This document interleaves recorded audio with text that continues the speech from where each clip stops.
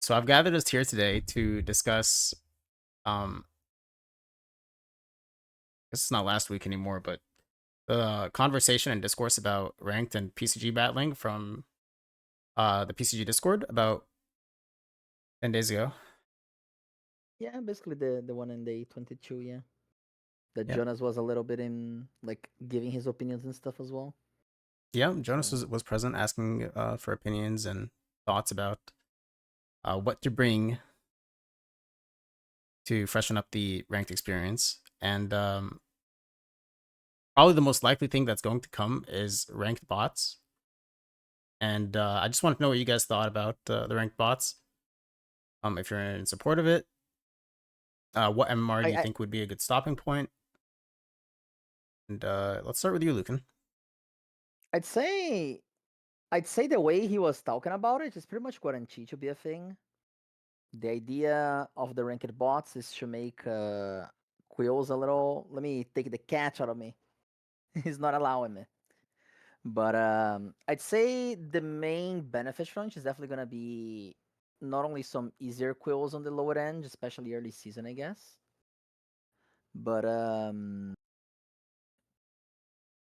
it do be it do be the quill times, right?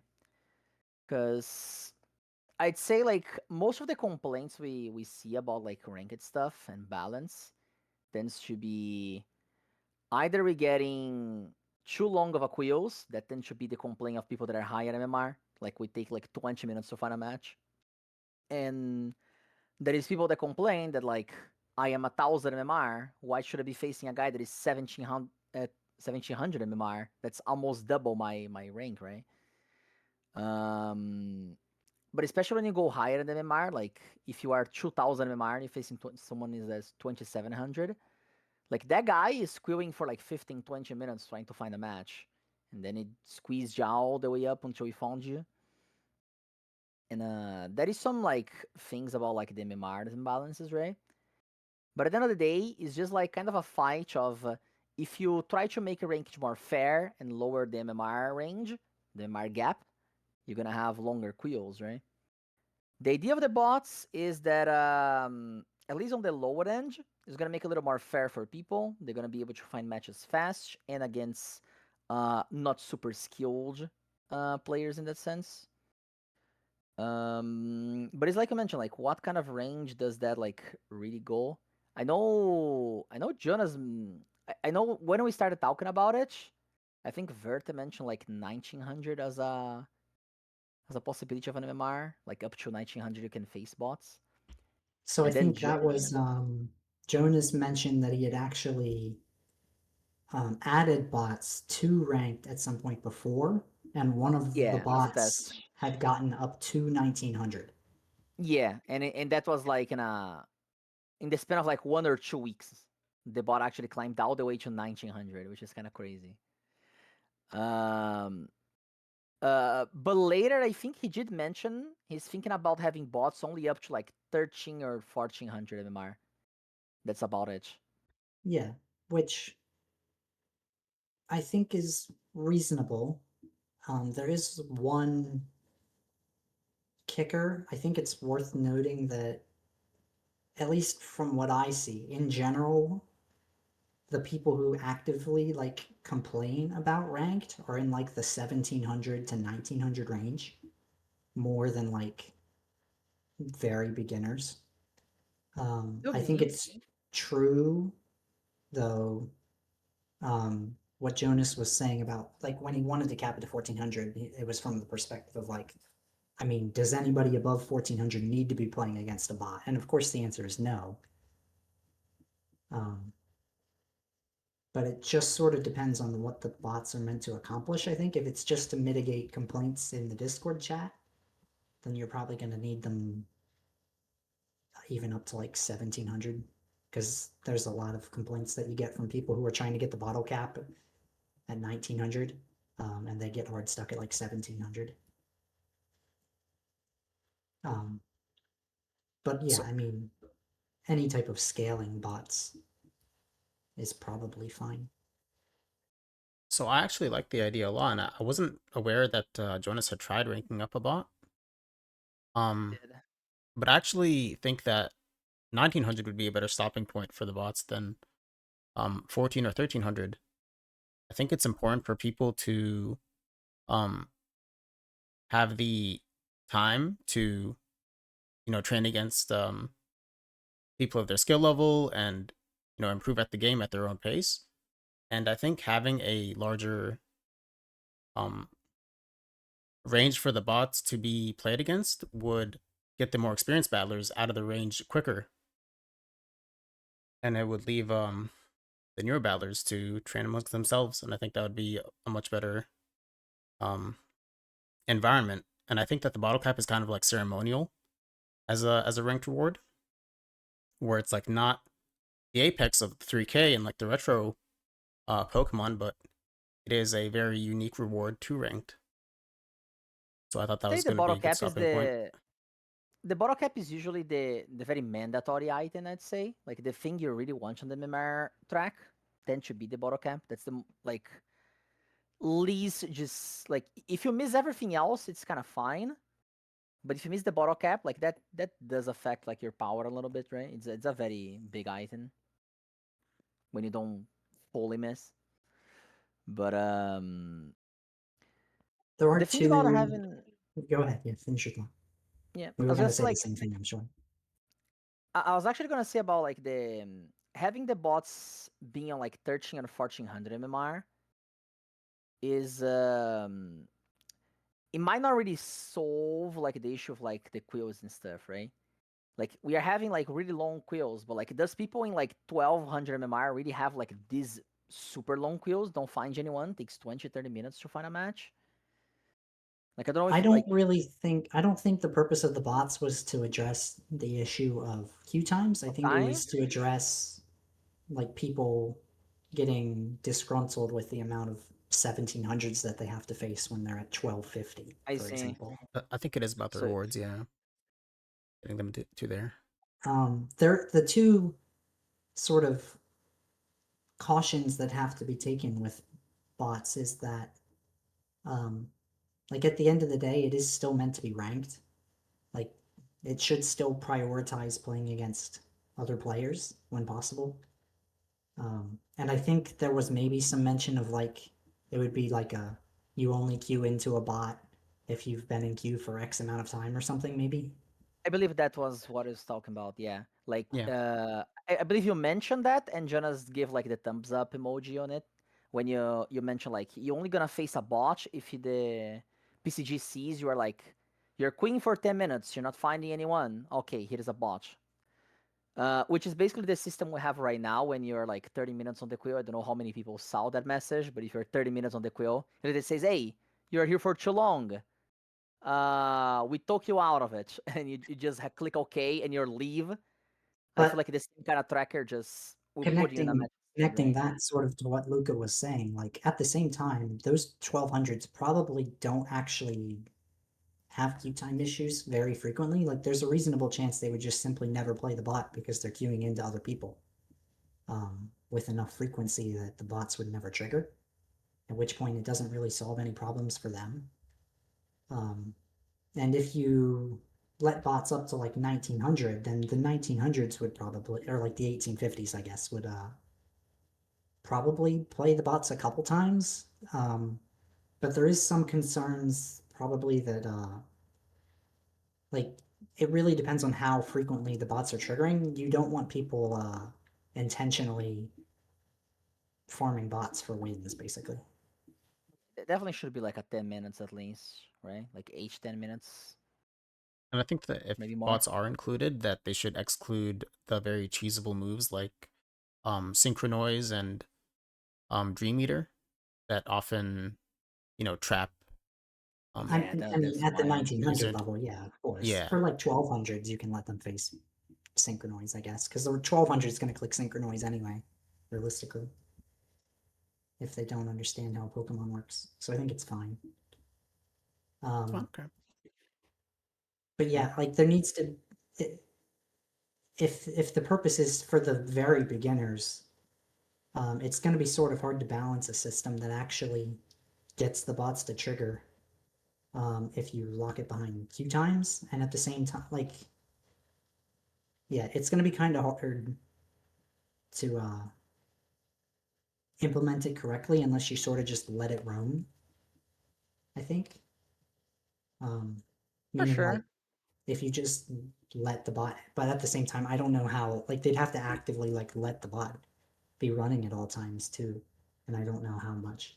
Presumably they've tried it before, so they would know how much of an impact. That I you think that 1900 MMR bot was just like queuing like a regular player, just like fighting people over and over and I just mean, that would winning? have that would be my assumption. There would be no way for it to have gotten to 1900 in that amount of time otherwise. I see. I think it can probably be manually programmed. To I just be there, mean, no? it can. Just set at that range. I wonder what kind of moveset and mons that the bot was using. I wonder if it was like just random, just like you're fighting a random gauntlet bot, or if I it's think it would be similar to Gauntlet. I mean, It it would would definitely have be to be like, to get to 1900. Yeah. yeah. Then I will say though, it's like Verta mentioned, you don't at the end of the day it is ranked. You don't want people to just be like stadium 2, right? So the bottle cap is an achievement. Like the bottle cap should be your goal every season. At least to get the bottle cap. As soon as I get the bottle cap, I was like, okay, everything else is an extra. So I'd say the bot definitely should stop earlier than that. So you have at least accomplished it, even if it's just for a little bit of MMR. Even if you're like slowly climbing through bots, slowly like you are even against players, but you're getting that edge when you get a bot. So you're slowly climbing because of that bot assistance, right? As soon as you reach like 700 MMR at least, like 600, 700 MMR, then like that last little push, this last like 12, like 200 or 300 MMR, I think you should like definitely not have bots influence on it. That would be Yeah, nice. I mean, I think 1500 is like a range where once you hit 1500, realistically you should not be playing against bots. But it really depends what like the bots are for. Like I said earlier, like that the people in that 1500 to 2K range is really where most of the complaints from seemingly casual players comes from. And if the purpose of bots is just to mitigate the number of those complaints, then you kind of have to let them play against the bots. Otherwise, the bots is not going to do anything for them. If the purpose of bots is just to ease in the very intro players, um, then you can cap it at like 14 or 1500. But obviously, the secondary problem there is that if you gate it to like the bot only triggers after 5 minutes of queue or something, then it's never going to trigger because there's enough players down there that the queue times are fine. Um, so like you kind of have to arbitrarily just sort of let it roam, and if it starts to get to too high of an MMR, you just sort of add dampeners on its movesets and stuff. I think would make the most sense in my mind. So on the topic of queue times, one of the um suggestions that was given by the community was daily ranked missions. I want to know you guys' opinions on that. I think daily ranked missions when you when we talk about queue times and obviously the bigger overall picture of getting more people into ranked, um, it like there's two ways to go about it, right? You can artificially um, do it, or you can naturally do it. And like obviously there have been efforts to naturally do it, like reducing the battle items cost and stuff was one way that was attempted to do it. Something like daily missions would obviously be fairly artificial, where people are queuing to satisfy the mission, not necessarily because they want to play ranked. Um, and preferably, people would want to play ranked, like from a game health and longevity standpoint. We would still want to make sure we're trying to do things that get people to want to play ranked. There's also a reasonable chance that daily ranked missions would burn people out fairly quickly. Um, I think dailies in general um, can introduce burnout fairly quickly, especially among a player base that is already not super interested in playing ranked. So I don't know that daily ranked missions is obviously I personally, who would play ranked every day anyway, would not mind it because like of course I'll take free items and I'll take free better queue times for myself, but I have to imagine that would create a lot of burnout and just general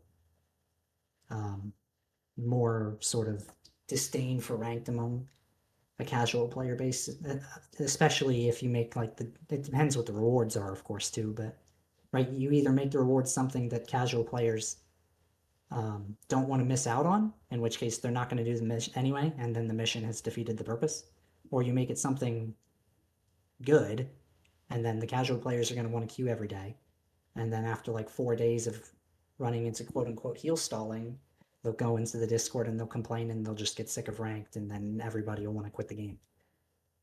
Yeah, I'm really glad that you mentioned artificial and like natural rewards. I think that we're going to touch on this a little more when we talk about team preview a little later, because I think that's a great way to naturally reward people, or I guess increase the amount of people who play ranked. You think it'll be healthier for ranked? Yeah, basically. I do think it would be. 'Cause I think you get to. Well, I will talk about that when we get to talk about that. But in terms of rewards, I don't think it should be something like anything battle item related. I think that we should start experimenting more with either Pokemon rewards or just simple Pokeball rewards. But it shouldn't be something that people have to feel forced to play. I'm kind of against the idea of daily ranked missions, but I don't dislike the idea of just daily missions in general. But overall, I think more consistent rewards would help the experience, and by that I mean like through the weekly missions, as well as like the idea of daily missions.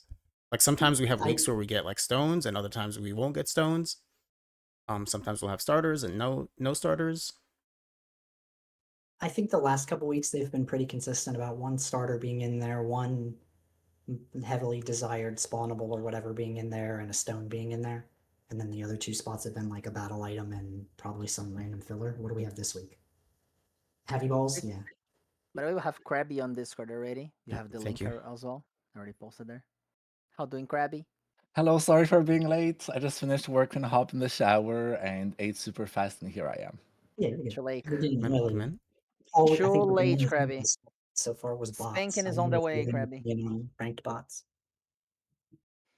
Yeah, we talk a little bit about the bot subject.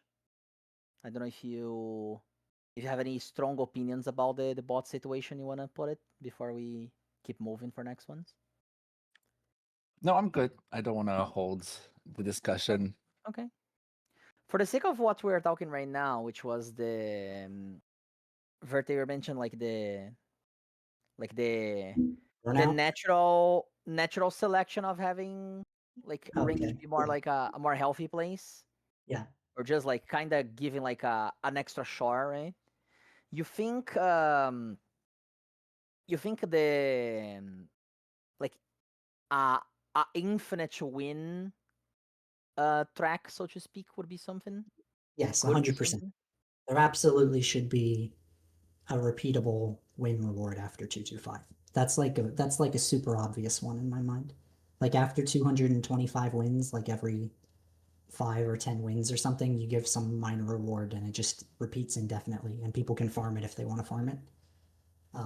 I think that's a great way to incentivize the people who do already enjoy playing ranked to continue to play ranked.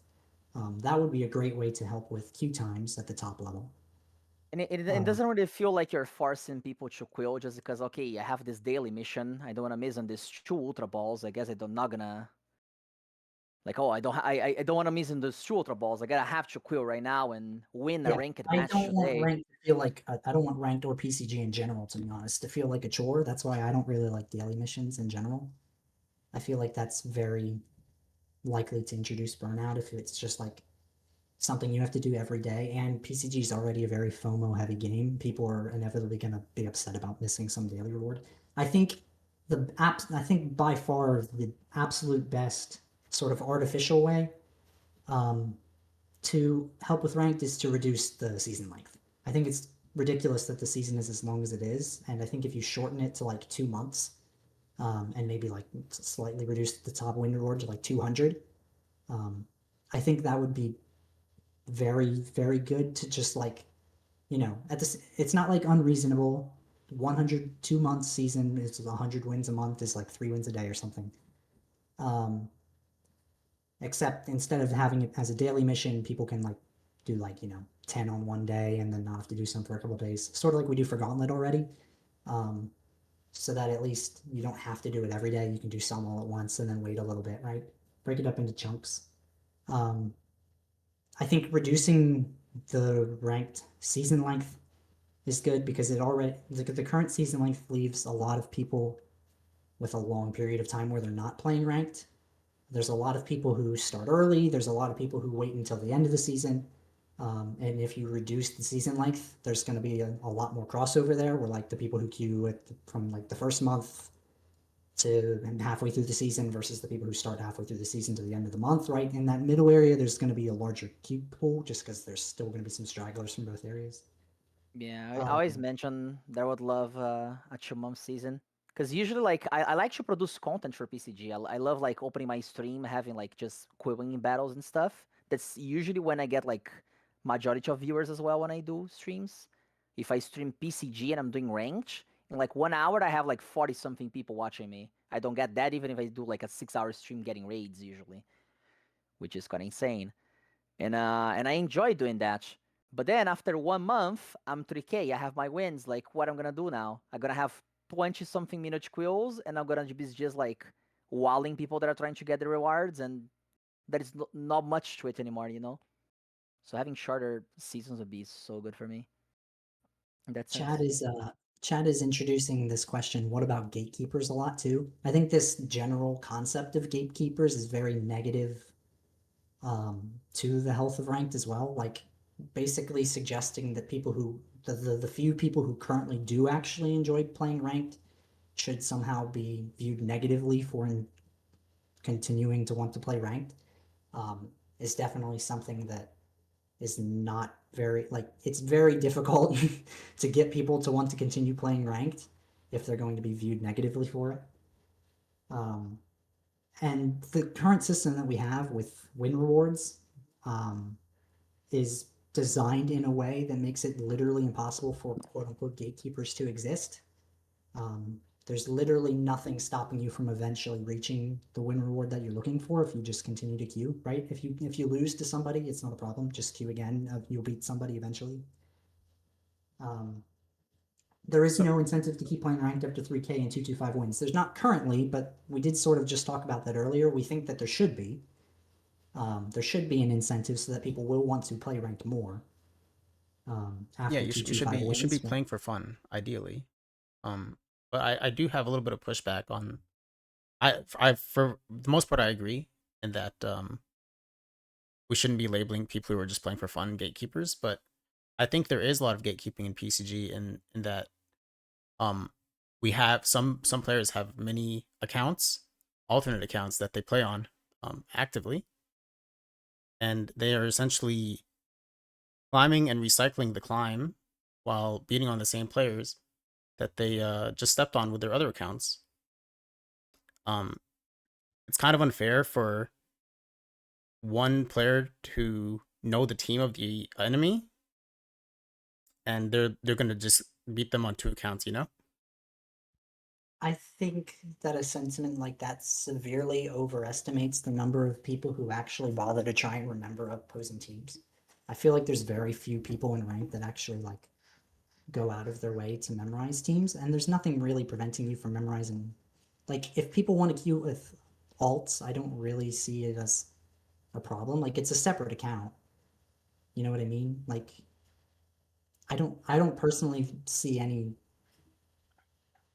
problem to people queuing with alts. I don't really I could be convinced, but I haven't understood any arguments that people have currently presented about I want to give queuing my with piece of something. mind on the outs as well, but I want to hear what Krabby has to say first about everything.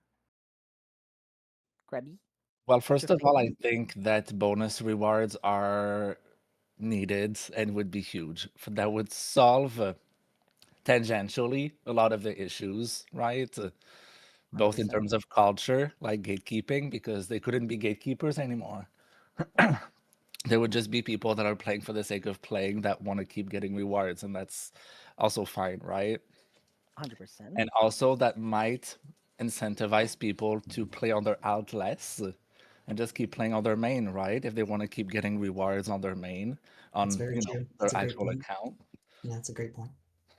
So like it wouldn't solve the issue entirely, but it would make it a lot lighter, I suppose. Yeah. For the sake of like ouch accounts, the way I see is like there's a lot of games you beat it, you finish the game, you wanna try a new challenge, you wanna do something harder, you wanna try some different things. Especially on PCG, which is a game where it takes like, okay, I wanna play with Zendarm in my team.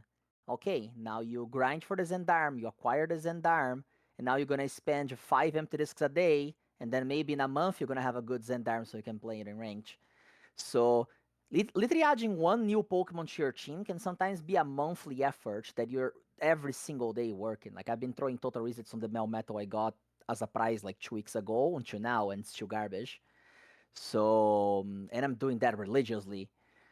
And so people doing outs, like you acquired 3K, you got your wins, there is nothing more for you to accomplish. Maybe uh you can find some fun playing on an out. You're gonna start a new account, you're gonna have some new like work Pokemons from the scratch. You can maybe work on some different Pokemons you don't have in your main account. So that's the way people are just finding their fun to play on things or experiment or whatever, right? I know that Renef, for example, he made the hit run win account because he was interested in seeing if he could like how long would it take him for like go from zero to like from scratch to 3K, and he actually got like he created the account and 2 months after he was on 3K, which was insane. Um, and now he's basically just donating all his Pokemons from that account as prizes and shinies that he got there, etc. Like he just did his thing. So it definitely just like I don't think I'd never seen people doing outs negatively. Like that's something people do in lots of different games, either for like just enjoyment. Like no one does that because like, oh, I wanna snipe that guy and make his life miserable and lower MMR. Like people are just doing their own things, their own challenges, working on different mons. That's the way they find fun, I guess. I do understand though the perspective that facing an out feels a little bit disingenuous. Because sometimes, for example, okay, I know this is anecdotal, this is my own experience, subjective, but I'll go easier on someone that I think is a newbie, right? I will not go as hard as I do, for example, against Verde versus someone that I have never seen the name of before, right? Makes I think sense. that's just being nice. And as a player, you don't like being punished for being nice to people, right? Even if the intention of the person who has an out is nothing bad, the outcome leaves a sour taste in people's mouths. And over time, that sour taste just adds up and adds up and adds up. And just like, oh, I'm not having as much fun anymore, you know?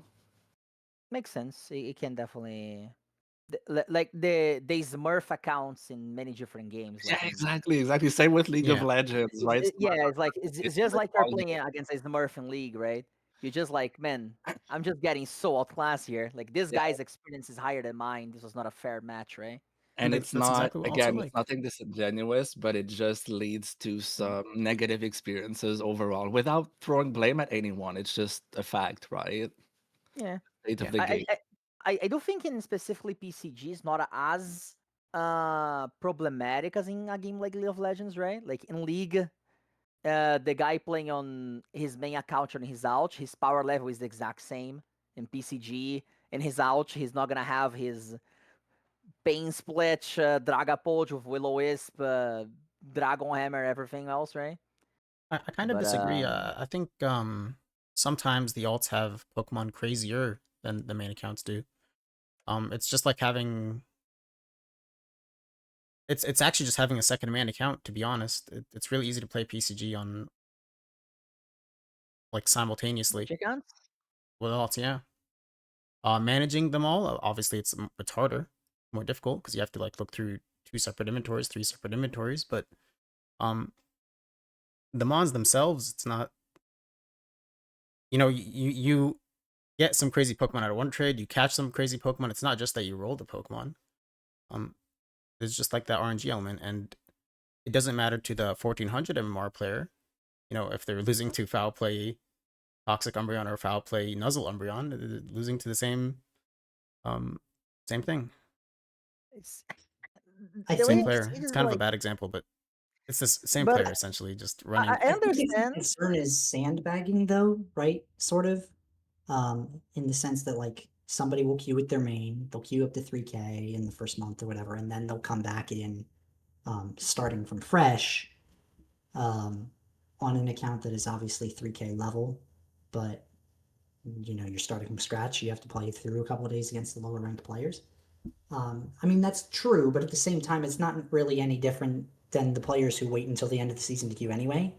Like, that's going to happen anyway. It's not really like an ult issue. It's just that happens, that people queue at the end of the season.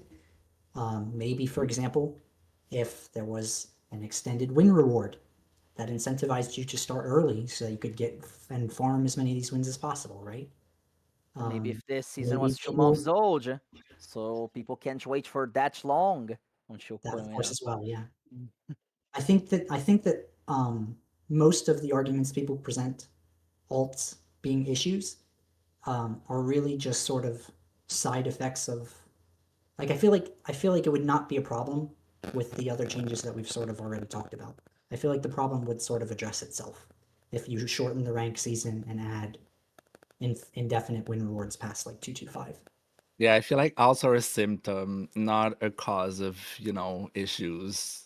They're just an effect, a negative one that sure we can treat if we want, but it doesn't solve deeper problems. Yep. That makes sense. Let's move Okay. towards mon accessibility. And one of the suggestions that was brought up during the discourse on Discord, from 10 days ago, was should mons be easier to evolve? Evolution was a big topic. And as a player who evolves a lot of mons themselves, I can certainly say that evolution can feel very expensive, especially when you're evolving single type Pokemon, because you're losing 6 stones of a certain type.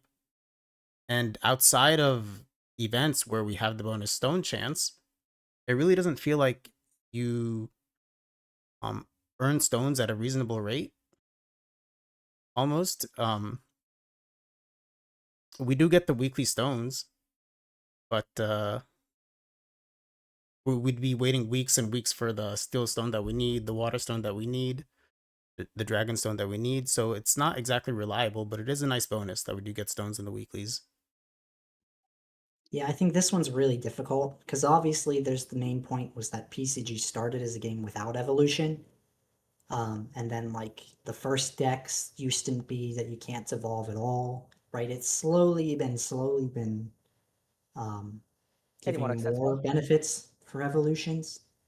But it's really just going to be kind of like a mindset thing of how do you want dexes to be approached, I guess. Like by the time anybody completes their first dex, they've probably accumulated stones, from events and such. Which is why, obviously, I think you even have it on your list somewhere that like second dex and everything past that is fairly quick. But presumably this is like a first dex question, and like allowing people to evolve like their Ferroseeds into Ferrothorns and stuff. It's obviously just it's difficult. There's really no great answer. You would have to give them stones in some other way. Obviously, you would need to give them stones. Stones. I mean, stones obviously could be. We talked about it beyond a 225 reward. Stones could be there.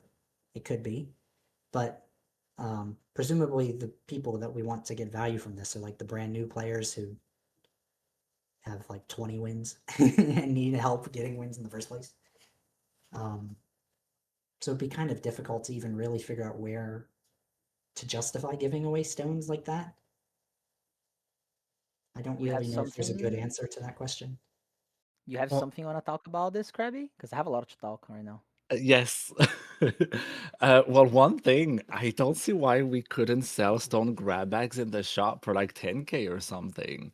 People that want to, gamba a little bit for stones, why not? Like, I don't see I how don't that would be a problem or I don't unbalanced. really like this. I don't really like encouraging newer players to gamble their money though. Like at the beginning of the game, we tell people they need to really be saving for like and throwing at A tiers and saving their funds, like and we're spending wisely. Well, they wouldn't need to save for A tiers as much if they had more stones to evolve their B tiers into A tiers, right? So I don't know. I feel like it would allow people to not only get the strong A tiers much faster by catching the pre-evos, and also fill up their decks faster if they so choose to do it that way, right? They would have a choice to make, and I'm always down to, give players a choice, know what I mean? Okay. I like that suggestion myself. First I wouldn't question. mind some kind of like stone exchange system where you can like trade random stones that you don't want for like one stone that you do want or something. Might be um, sort of helpful so that It's it's funny not to like me. completely it's sort of like a pseudo pity system, I guess. If you're going to tell people to gamble all their money away on stone grab bags and then they don't get the stone they need, like they don't get their steel stone and their grass stone anyway, right? It's funny to me that I think I'm very opposite on your guys' opinions on this. My first question was, is this even about range? People asking like to evolve Pokemons for range? Because usually like Pokemons that you want to use on range and movesets, you don't find those very often. So you don't need a launch. Like I understand if you wanna have like evolve lots of mons for dex entries and stuff. And that's just talking about something else. Like we're not even discussing range anymore. We're just discussing about like should be easier to finish your decks and stuff. I mean, but like if you have a Ferroseed and you don't have a Ferrothorn and you need a Ferrothorn because your team is super weak to Coco and Wash, right? Like even if you don't have a set on the Ferroseed, you need a Ferrothorn so you can roll one, And right? then That's you where just I need, assume the intention of this I question is. mean, but then you just need only one Grassstone and one Shieldstone in that specific sense. And stones are plenty. Stones are plenty, man. I feel like stones are very plenty nowadays. I'm been selling stones nowadays because they're just too much. Like we get one stone every week. If you really want stones, you get one battle coin every week at least. You can just buy the three random ones in the shop with that battle coin.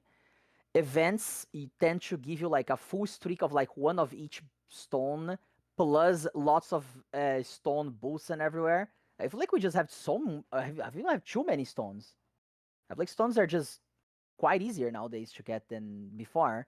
I wouldn't say they are too easy, but I'm say they're fair. I'd say stones are very fair the way they are right now. Like And you it's can get worth far. pointing out that even if you're not somebody who thinks that the stones are prominent, it's not like terrible to maintain some of the mindset that PCG is meant to be a waiting game. Like, you know, The thing is, if we're talking about ranked problems or things to increase, like to make people more interested in ranked, I don't see how making stones more plenty would change that at all. I think that's a whole different conversation. I think I if we're mean, talking about it's stones, not just a, like it's definitely tangential, but I agree it's not like even remotely one of the primary problems or anything. yeah, like I needed a dark stone to evolve my Vullaby back in the days. As soon as I make my Mangibus, I got 3K for the first time, and I'm using my Mangibase until nowadays. So I definitely needed that Manji, and it was we didn't had stone grab bags at the time, so I had to wait like a month and a half until the dark stone appeared on the daily. But nowadays that you have grab bags, you have like one battle coin every week at least, plus two battle coins for the feature tournaments. So and we have like there being like way more like distributed on events and stuff as well. Bring back potions is wild. But yeah, I'd say like if we are in the subject of ranked, I'd say stones are not even an issue if you're literally just looking at ranked. Now, if you want to talk about something else like outside of rank, just talking about like how hard it is for people to actually get their shiny charms and stuff, then yeah, I guess that could be I mean, addressed. it's still a pertinent discussion, right? It's parallel. Sure, it's not like a main issue that needs to be addressed, but I know that for some people, having fun is a big part of playing ranked. And if playing with the Pokemon they want to play with but don't have makes them have less fun, then they're less likely to play ranked. Or if they want to play with their shinies but evolve them, but don't have the stones for example. So yeah, it's a side discussion, but still related, That's fair. So Jonas's primary concern with the evolution discussion was that people would get dexes super fast, and to me, I don't really see the issue with that. People max their accounts on RuneScape and still play every single day. I don't know why someone getting their 5 charms or someone getting all the RCSs would stop them from playing PCG. I think it would just overall just be a quality of life buff. People were What I able get to. from what I get from Jonas in many of those conservative situation questions tend to be a lot of like um okay, so back in the days, people used to take 2 years to get their first decks. Nowadays, people are getting their first decks in 8 months or less. Like it's already so much easier, and the easier you do, the more you're stomping on the work people had to swatch back then and stuff. I feel like that's the vision he has a lot with many of the aspects in the game. To be fair, I mean, and we were that's talking about gatekeeping. That is what gatekeeping is. And exactly. I, for one, think that, that's such not a productive way to look at things. Let's put it Yeah, that like how long it took for us to have IV resets for less than 10,000 money, man? True. That was I do expensive. think I do think my overall general opinion is that current dex progression rates and current stone distribution rates are probably fine. I don't really think that anything there needs adjusted in any capacity. I mean, I am zero collectible side. I don't care for shinies. I don't care for dexes, right? So for me, from outsider looks right, but I don't know how that's affecting people that really cares about it, right? It's not like it's not even a thing I can really put my opinion on. I'd say, because it's just like that's just me putting my hand and saying how things should be done, and something I don't even interact with. So on the topic of evolution and mon accessibility, there's a lot of different ways we've considered in helping people, build their inventory of Pokemon. How would you guys make the make mons more accessible for people? Like, what strategies have you heard in the past that you really like and stick by? I mean, I'm kind of the opinion that there's not really any current problem. I think that in general, items are way cheaper now. Like, it's fairly easy to within we acquire we acquire like 5 discs worth of money every day if you actually are hitting your cap or whatever, just casually typing in a chat. Um, that adds up pretty quick. Like, obviously, on some mons rather than others, it's going to have more effect, but like it's fairly easy nowadays to get usable mons. Um, I do think that the rental mons should probably be permanent rather than rentals. Is the only thing I would maybe change. Because none of the rental mons have had any sort of sets that are even really good, to be honest, besides Gudra was the only one that was even sort of that I The would water ever ball's cool. consider running in ranked. Yeah. So, but yeah, I mean, Nah, I think in general, like the quote unquote mon accessibility problem is not really a problem. I think it's currently fine. It's a fair take. That's a fair take. The rental system right now is not even a thing. It's there just as placebo. To be fair, like 15 matches is nothing. Yeah, I frequently see people just have their rental mons, and because they can expire, they're just sitting at 15 games out of 15 games. But something that we did also get recently was the vitamins. I think the vitamins could go into the shop. I don't understand why there'd be so limited distribution when their effect doesn't even outweigh the potential of IV resets. It wouldn't compete. I think it would just help people develop their I weaker mean, or their imperfect mons more. I think vitamins are really strong. I think they're yeah, truly strong. It's I like agree. setting bottle caps. I agree they're far too strong to put in the shop. I do think they should be distributed at a higher rate than they're currently being distributed, which is like 2 every 4 weeks in Gauntlet. But they're definitely far too strong to put in the shop. Everybody would roll, perfect speed and then buy like it would, yeah. You just put every other stat on 24, and every Pokemon in your account is average 27 now at least, right? Like it's not a thing. Vitamins are insane. I mean, of course, you could put some You could sell super weaker high vitamins. price on them, but What about weaker vitamins? You sell vitamins that go up to level like 12. but what's the point in that? I mean, What do you think, Krabby? I ambivalent. I see both sides really, and I tend to be on the same page as Verde in the sense of they should be more common. If they are to be sold in the shop, they'd have to be quite pricey, or there has to be a cap on how many you can buy, perhaps. And that cap could, I don't know, reset every month or something so that you don't just do what y'all described could happen. But yeah, I'm kind of in between. I do think they have to be more common though because they're fun and it's nice to sort of to just put them. Yeah, yeah.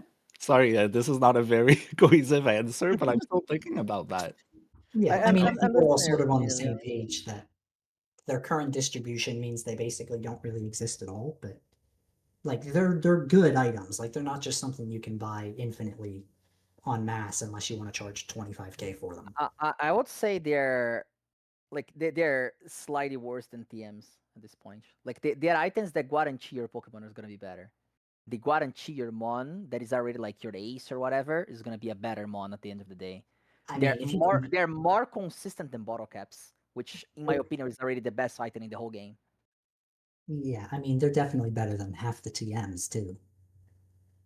Like there's some not great TMs. Yeah, like I'll trade my present TM for 2 HP ups, but What about this but yeah. radical idea? We remove IVs altogether. Players only have to worry No. about the movesets and we, we, natures. we Yeah. just go back in the days. That's how it used to be. 40 years Precisely, ago, 5 simplify years it. ago. We flip a coin for the speed tie every time. Yeah, we definitely don't want to do that. That would be a terrible idea. We didn't used to have IVs or natures or empty discs by the game of it. You guys You would remember the capture them on, that's it. we voted on a poll in the Discord a few years back. It was for Pokemon to get total reset upon being wonder traded. Oh, the Wonder Trade. Yeah, the Wonder Yeah, Trade thing. I think that Oh would be yeah, a great addition. it won hard. It won hard. Like people really wanted that. Never see the day. I remember another one being the Jito. The Jito having the transform ability. Oh, yeah, Yeah, there thank was God we talk of didn't do that. abilities. That would be a terrible idea. Yeah. That would basically kill ranked immediately if we did that dumb Ditto thing. I, Thank God we didn't do that. I wouldn't be so drastic on it, but I was against it as well. But I wouldn't be so drastic as killing ranked. But I mean, I think the wonder trading thing is fine. I don't see a problem with total resetting things to the wonder trading. I would be fine having it to be a thing on the Jito, and then if it's really toxic, we just perma-ban it like Marshadow is nowadays, I guess. I mean, you could, I guess, but It would be that fun. opens It up would enable new things that for opens up tournaments and stuff. That opens I feel up like the would be rabbit fun. hole of why doesn't this mon have it? Why doesn't Shedinja have its ability? Shedinja is useless. I mean, Shedinja was the next Pokemon that was being asked about when we right, started like about as that. soon Yeah, as you it's have a it on the slippery road, slope. you're gonna start tunneling. You know what I mean? I'm good with PCG staying simple. That's sort of its charm. There What was you think, Krabby? also sorry, did I interrupt? Krabby is doing negative nods. Very Oh no, I hard. was just basically nodding in agreement of like, yeah, I don't want to open that door. You know, it sets a precedent, and that's a precedent I don't want to set. Yeah. Abilities, like you can't just take a step forward and not go all the way with that, you know. So Yeah. It will definitely make PCG way more complex than it is. Like, it would make casual gameplay way harder than it is right now, right? Yeah, I completely agree. There was also discourse before this discourse about a possible hidden power shop, hidden Oh power, yeah. hidden attack, one's interesting. custom move, whatever, physical version of hidden power. Or basically give the. I remember it was something we talked about with Jonas in recommended feature chat as well. It was basically like the idea of having a TM shop you can buy with your battle coins or golden coins now, and you would have like 60 base power every move. So basically the same way you have like shockwave TM or like an Right. incinerate TM, you would just Yeah. have like a Hidden 60 base power. power of every single aspect. So let's say you have your Heat Crash coverage Pokemon, you can at least make sure he's gonna have clickable stabs, right? Not Yeah, coverage to clarify. Not not coverage. coverage, Yeah, stabs. Yeah, you're not gonna TM the coverage. You're gonna TM the stabs. So if you have your Heat Crash coverage, you can TM the stabs and have a usable mon in case your stabs are special, right? Or vice versa. You have your Volt Switch Volcarona, but don't have any TMs. You can just use the Hidden Power Fire, so you have Incinerate basically. The kicker, the, And the kicker there though, like was again, that's not something you would be able to mass purchase. It was going to be capped at like one every couple months or something. Like it would rotate. You could buy one hidden power and one hidden strength or something. and you'll buy with golden things. Yeah, that's a revival of a thing. That's something that has been talking about in a long time. um, But I remember that. personally, I wouldn't want it to be for golden coins. I don't really like the idea of having golden coins be, um, I think the way I would do it that sort of connects what you've mentioned earlier about vitamins as well. I would do it as everybody who participates in tournaments gets one tournament participation coin, and that has its own sort of shop. I think tournaments are something that we sort of need to incentivize people to participate in more as well. And I think that sort of solves that problem as well. You can have, there's obviously going to be how many tournaments that we have every month at this point, like 25, right? Whoever, if you just participate in a tournament, right, come out, do your best, whatever. You get a tournament coin, you can buy your hidden power TM, you can buy vitamins, right? And it sort of has an arbitrary cap because, of course, there's only going to be so many tournaments. That'll rotate every couple months or whatever. Going back at It would need the going fleshed back at out. the That's the way I would do it, I think. going back at the wins on ranked thing as well. That could be also a reward for like every couple wins on like every certain amount of wins on ranked. You could get some of those maybe as well. After the 200 wins or whatever you kept, right? Like on the follow up. kind of like the idea that they wouldn't be the third currency wouldn't be grindable in several ways. I like the idea of tournaments because it does tie into the battle theme of TMs. And I don't think that 60 base power attacks are ever going to be too broken. Nah, like just think about how many mons you actually shockwave TMs and how many times you click that move in a match. 0 times I got 0 shockwave TMs. I was not paying 4 coins in Fair the enough. shop and got I nothing mean, out of I didn't. Snowman. I got them from the snowbands. I used one, and that's it. on a Magnezone, and I basically never click it because you don't want to click it, right? You only click it if it's really, really solid. Like that's a And that would have to be a heck of a bad is Magnezone. It'd gonna be like be. slack off, flash cannon, earth power for me to want to It, wa- shock it. it was a weather ball scorching sands. I use it on my weather team. All right. I mean, fair enough. Yeah. What do you think, DrKrabby? The tournament token. I'm not sold on that idea because, sure, on the one hand, people might participate more, but also, I mean, it would have to be capped, let's say, like one tournament per streamer, right? Because I don't want to incentivize streamers to just keep spamming tournaments to give their people Sure. tokens and lower the quality of tournaments as well, and That's just definitely valid. Yeah. I agree. yeah. Like I like the idea of another type of currency, but yeah, it would have to be fleshed out. We'd have to think about Yeah. it, and That was something I sort of yeah, spitballed just because it Yeah, happens to I'd address say a the couple of different specific. problems we're discussing. I'd say that specific way of acquiring it definitely needs discussion. But like the base idea of having a third currency for say things, I guess Yeah.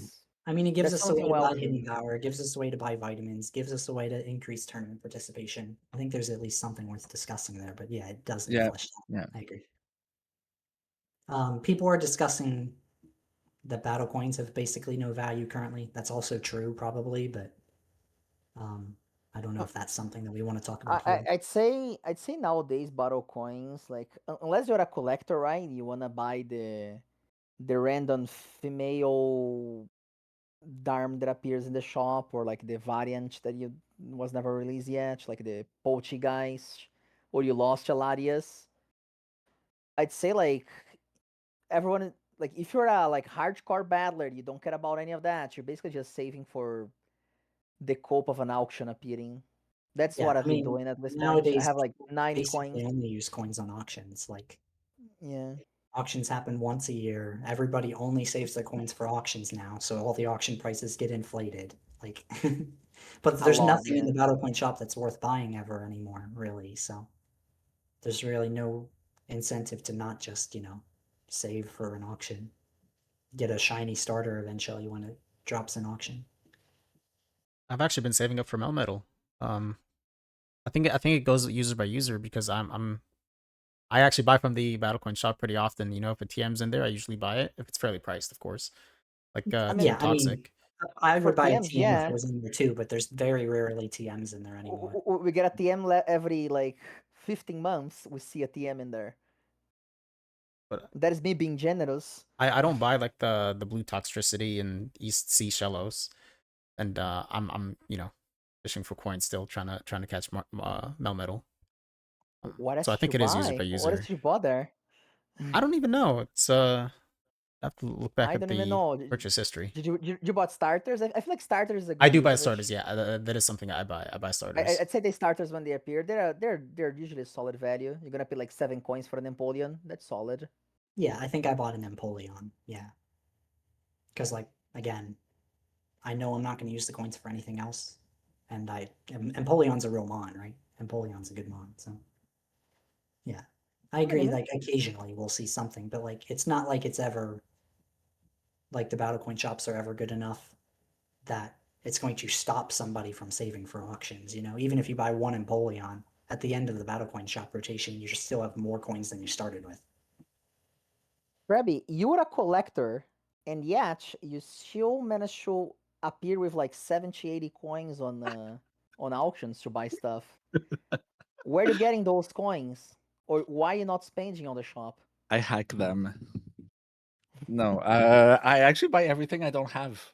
No exceptions. If there's a variant I don't have, I always buy it. If there's a starter I don't have. Now, the problem I encounter, even as a collector, is that I even have everything as things come out. So I still face that same issue as a veteran player, which, again, like that's not something that new players face, but as a veteran player, even as a collector, even as a battler, as someone who does it all, I still have nothing to spend it on. Like this shop, for example, I had everything already, Well, you all get the the variants. Poltergeist, right? That was it, but that was like 2 coins. Yeah, Poltergeist, that's the only one. Yeah. And Now, to be yeah, fair, like so It is still good that the Battle Coin shop has catch-up items in it. Oh yeah, no, I 100% wholeheartedly agree. Like for Like, those the still health of need the to be in there, but there does need to be something for everybody else too. If you want people to do anything other than just save for auctions. Yeah, I just think it needs more use. It needs more stuff in it. It needs to either refresh more often or I don't know, but I think they need to do something with it because in its current state, it's just very lackluster for almost everyone. Before we talk about, or before we switch topics onto the moves and battle, part of the mon accessibility discussion should really feature, one-time releases like Landers and Zenmo Darmanitan and, Paldean Tauros, and the impact those Pokemon have as like one-time releases. How would you address that? Would you put it in the Battlecoin shop, or would you give them No, I mean, I weeklies? think, I think they come back. It's not like they never come back. None of Paldean Tauros and Zendarm have, it's not even been 12 months, I don't think. No, but 12 months is a long time to wait for a Pokemon, I think. Like, seasons go on and, I mean, there's a lot of players Pokemon are though. Like, missing, we only ingredients have for the 4 or team. 5 events every year. Like, we had Zendarm, what, 3 events ago? I think it's unreasonable to already sort of, I'd say even as lose faith someone in any event. who even I am someone who regrets not buying the Zendarm because I heavily underestimated them on. It's way better than I gave it credit, and I don't mind. I feel like it's fine. Like I feel like it's been like it's gonna come soon. It's gonna come eventually. Like I didn't bought it knowing that in like a year or so it'll probably come back for free in a weekly or back in another event as well as a spawnable or something, and I'll get it. Like I'll wait. Yeah, Like like the thing, there's just so many mons and like we still don't have Mewtwo, right? we've never had a problem in PCG where things got released and then never came back. Like, that's not something that's ever been an issue in PCG. What's the name of that thing? Jirachi. Yeah. Jirachi doesn't count. That was Jirachi doesn't count. That Jirachi's was an an alpha. exception. That was I an think it alpha counts, but it's an release. exception. Um, But just so don't skip through, because we literally swapped from what Moshi first asked. Moshi was talking about the Wonder Trade thing, and then I just mentioned the Jiro as well, and just went from we just derailed. So that anyone want to talk about the Wonder Trade thing before we move on? I guess I the think we're all Wonder on the same Trade. page. It's just a popular idea. I think, a lot of times we want to trade and we get trash, and 3 hours later we want to trade and we get trash, and once a month we'll get a crazy like Litwick or get a crazy Hippopotas or something, and it'll I'd say sit. is that it will definitely be make me way more anxious to do my like not anxious but like what's the name of it, like excited to do my wonder trades because basically I have a total research and a random one every 3 hours, right? Yeah, So yeah. it will definitely make wonder trades way more appealing. I mean, I would definitely actually do my wonder trades. I think I'd probably do one wonder trade every day if I remember, and that's just when I need to do them for weeklies. I would definitely actually do wonder trades if they were free total resets. But I mean, in general, I don't think I don't think I've really seen too many people opposed to allowing free rolls on wonder trades. That was back when that was a discussion. There was quite a few people against that. I don't remember exactly what was the thing, but there was like a good amount of people that were I against it. mean, I think in general, there's always a decent number of people who are just generally against changes, but as it's been something that was that original discussion was a long time ago. I think in general, the idea has begun to appeal to pretty much everybody. Nugget discussion. Oh, the nugget discussion. Damn. No, we don't want the nuggets. We're past the time for nuggets. I don't want to go in my inventory and sell a nugget every 12 hours, or sorry, every 15 minutes for 12 hours. Let's move on to the moves and actual inside of battle stuff. Okay. Let's start off with healing, probably the most controversial mechanic in PCG battling. What do we I mean, think? I would It's been argue nerfed that once before. Does it need more nerfs? Yeah, I mean, I would argue that pivot moves are more controversial than healing at this point, but obviously it's going to vary by who you ask. No, obviously there's no changes that should be made to healing. I don't think you're going to get a. I mean, I wouldn't be opposed to some form of heal clause, like you can only use 7 heal PP across your entire team or something per battle, but like you know, touches up to individual moves or like bands of healing moves or something. I don't think any of us are going to advocate for that. I think we're mostly all on the same wavelength there. That like, sure, if you want to add a heal clause like that, you can, but otherwise, Grabby, what you think of this lovely topic? This lovely topic that gives me a headache every week of every year ever since I've been a PCG streamer. Goodness, it's the kind of thing that's a lose-lose situation. There's always going to be people unhappy regardless of what you do. I'm for heal clause, maybe 5 PP across the team. I think that's a fair compromise that's in between. And yeah, I think this subject is so sore. It's been discussed every day, and it's a source of so much upset. And I don't know what else to add that hasn't been That is definitely being beaten a lot of time.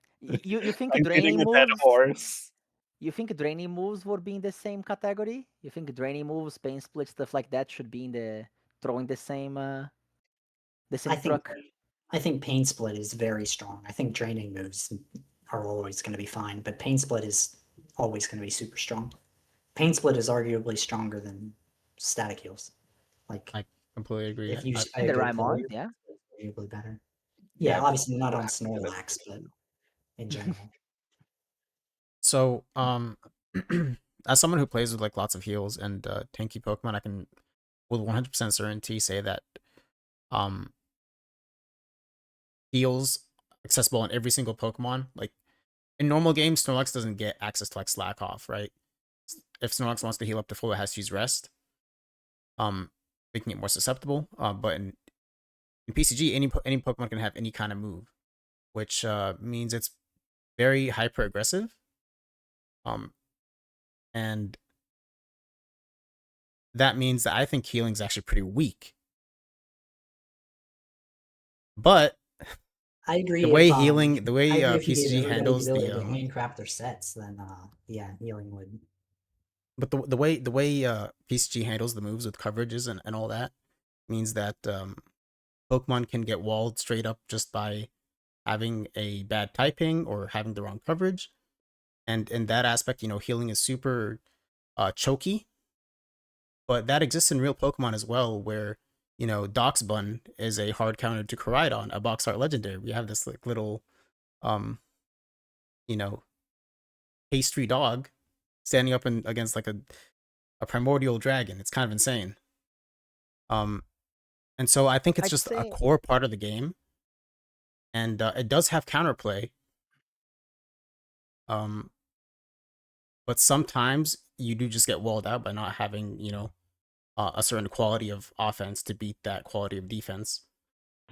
But I that's mean, I just think that's that's just actually Pokemon. fairly important. Like without that, there'd be mons like Rotom Wash, Tapu Koko, right? We talk about Ferrothorn as obviously generally considered to be the casual stereotype of this, right? Without Ferrothorn, um, there's nothing that really like walls a Rotom Wash, for example. And Rotom Wash is a really strong mon, right? So if your team is like desperately weak to Rotom Wash, you're going to want to put your Ferrothorn there in a slot just to help with Rotom, for example. I think that's part of team building. I think that's fairly healthy. Um, I'm of the opinion that Ferrothorn is a very fair mon in general. I think a lot of people have started leaning into. it became healthier and healthier with the times. I'd say, yeah. Yeah, I think a lot of people The have started meta. leaning into like the Snap Trap healing sets and like the Leech Seed sets, which obviously can be annoying compared to like a Horn Leech set with like Nightshade. Is definitely starting to get outclassed nowadays. Um, but in general, like, I mean, I mean, you're gonna kind of get this from all of us. I think none of us are really gonna say otherwise about this. I'd say maybe limiting the amount of healing you can do in a team would definitely be the go-to.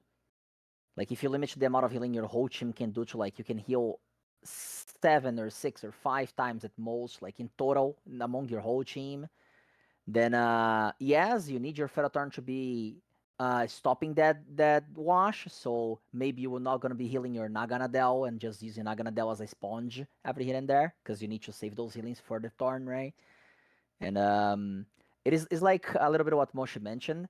It's reaching a point where everyone's like getting more and more optimized sets, and then people like what's the perfect Naganadel? Strong Dragon, strong Poison, strong Fire.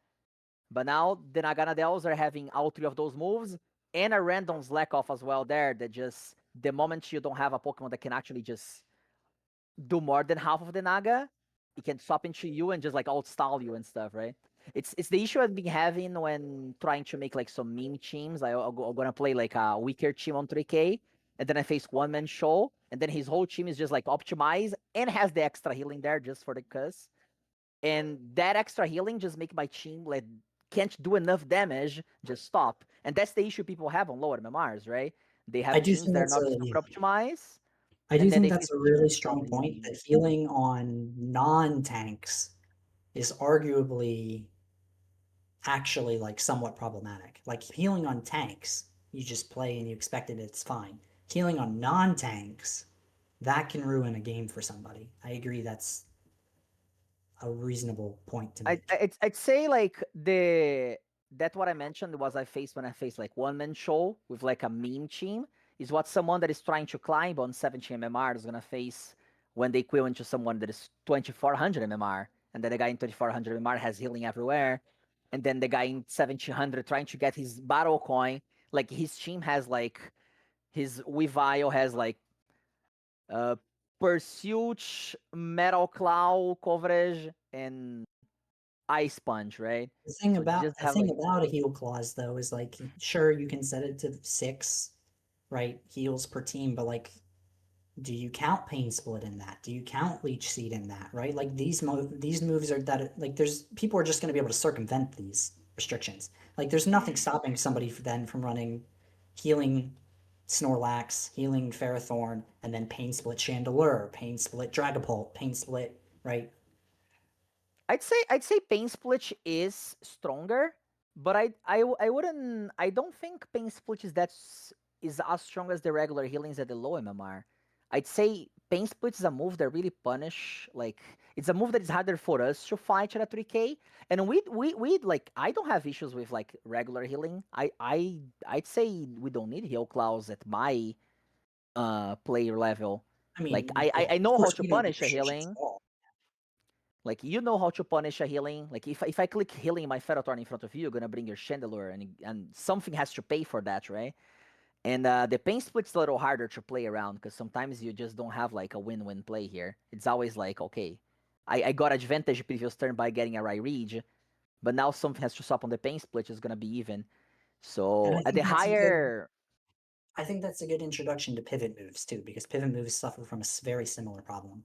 Like pivot moves at our level, for example, it can sometimes just not really be possible They definitely need you to know, be also addressed in that to sense, I'd play say. into them once a certain part of the game has been, or a certain game state has been reached.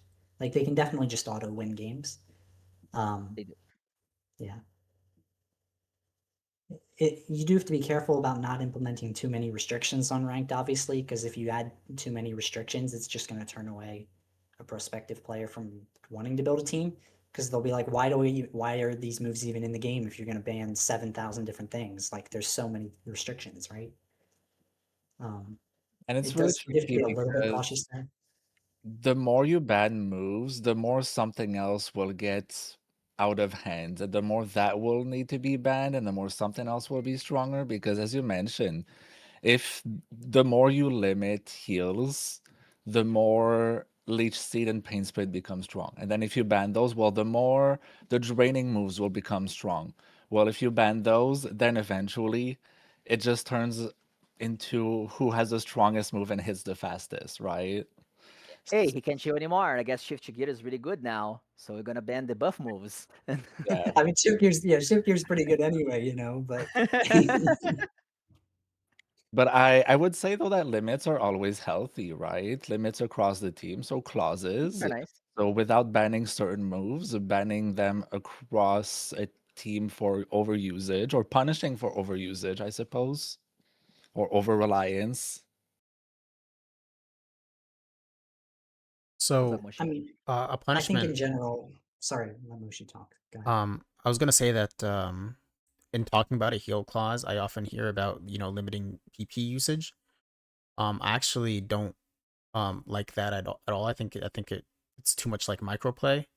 I think if you try to queue into a team or try to queue with a team that has 6 Slackoffs, that should read that and say, hey, you can't bring more than 3 Slackoffs on a squad. I think that would probably be easier on players to adapt to I don't than want to. a PP change. I don't. I prefer PP though because it gives people the ability to. It incentivizes a player to more properly manage their resources, and I think that's better from a gameplay perspective. Yeah, that's a good way to put it, to sort of But manage I your obviously, resources. if you're a player who, some people are going to value team building more than the gameplay probably, but I prefer That's the fair. gameplay perspective of If it really feels bad if you have like a dead click though, which was my thinking in regards to that, because some of my Pokemon have Oko moves, and I enter battle and I only have 3 out of 4 moves, and it kind of feels really limiting in that way. And Oko's been talked about as an answer to healing no. here and there. Would we- you guys be against seeing it come back? Yes, we can never have Oko moves. Yeah, they should just remove Okos from the game. They should just take them out and let people. Because when you remove a move from the game, it rolls as something over it, right? They should just take it out of the game. I kind of like them There's myself, to be basically honest. there's basically no positives to Okos being in the game in any capacity. I I think like No, funny there's KOs. They're fun. It's a yeah. high they're risk, like high reward kind of thing. Sure, it's not an assessment of skill, but it's not always about assessing skill and whoever's the more skilled player wins, right? Sometimes it's just and about that's making fair. the games Like, fun and exciting. occasionally somebody will run like an Oko only tourney or something. But like, when's the last time we've seen one of those? It's not. It's been a long time. To Like, be it's fair, even without Oko only tournaments, I have not banned Jokos from my tournaments like my regular ones for a long time. I've been just allowing that because usually people that bring it like want to meme around, and here and there we're gonna see someone with actually a good Okomon, and that's gonna be wild. But I definitely feel like it doesn't belong to ranked. I remember the experiences of having to face that. It was just not nice. Like you're facing. I remember facing Judith's Volcarona. That's gonna always be like my nightmare. Juliet's Volcarona, I would say, okay, there is a Volcarona here. I have an answer. I'll bring. And then I have a Pokemon that cannot touch Volcarona. So I either stay and I don't do any damage, or I swap to my Volcarona counter and I have a 30% chance to get guillotined. And now I lost my Ferrothorn, or I lost my. I lost my Tentacruel or Snorlax. And now Volcarona just sweeps my whole team because that is literally a button that has no drawbacks. It just clicks it and has 30% chance to win the game, and there is 7% chance to nothing happens. It was just not. It's just not healthy. It's just not a healthy move for a yeah. competitive. We want to incentivize people to actually play Pokemon. I don't know. I think it's a card that you can play. I think there's a lot of learning in pressing Oko, you missing the attack Yeah, and then getting your guy one shot. You could yeah, we have you could Metro in definitely there. make you could definitely make that argument if you're an experienced player playing against other experienced players, maybe. But like, we don't want 1400s clicking Oko. Like, they're just gonna click Oko instead of actually trying to play the game. I think that's Like, for them to decide, personally. I don't. Even I on don't. high MMR I though, think if we want them to queue, they should actually be queuing and actually playing ranked. Otherwise, they're just the, gonna spam Okos for. I'm the, kind the, of the, on the same page as Moshi there. I'm not I feel like chaos.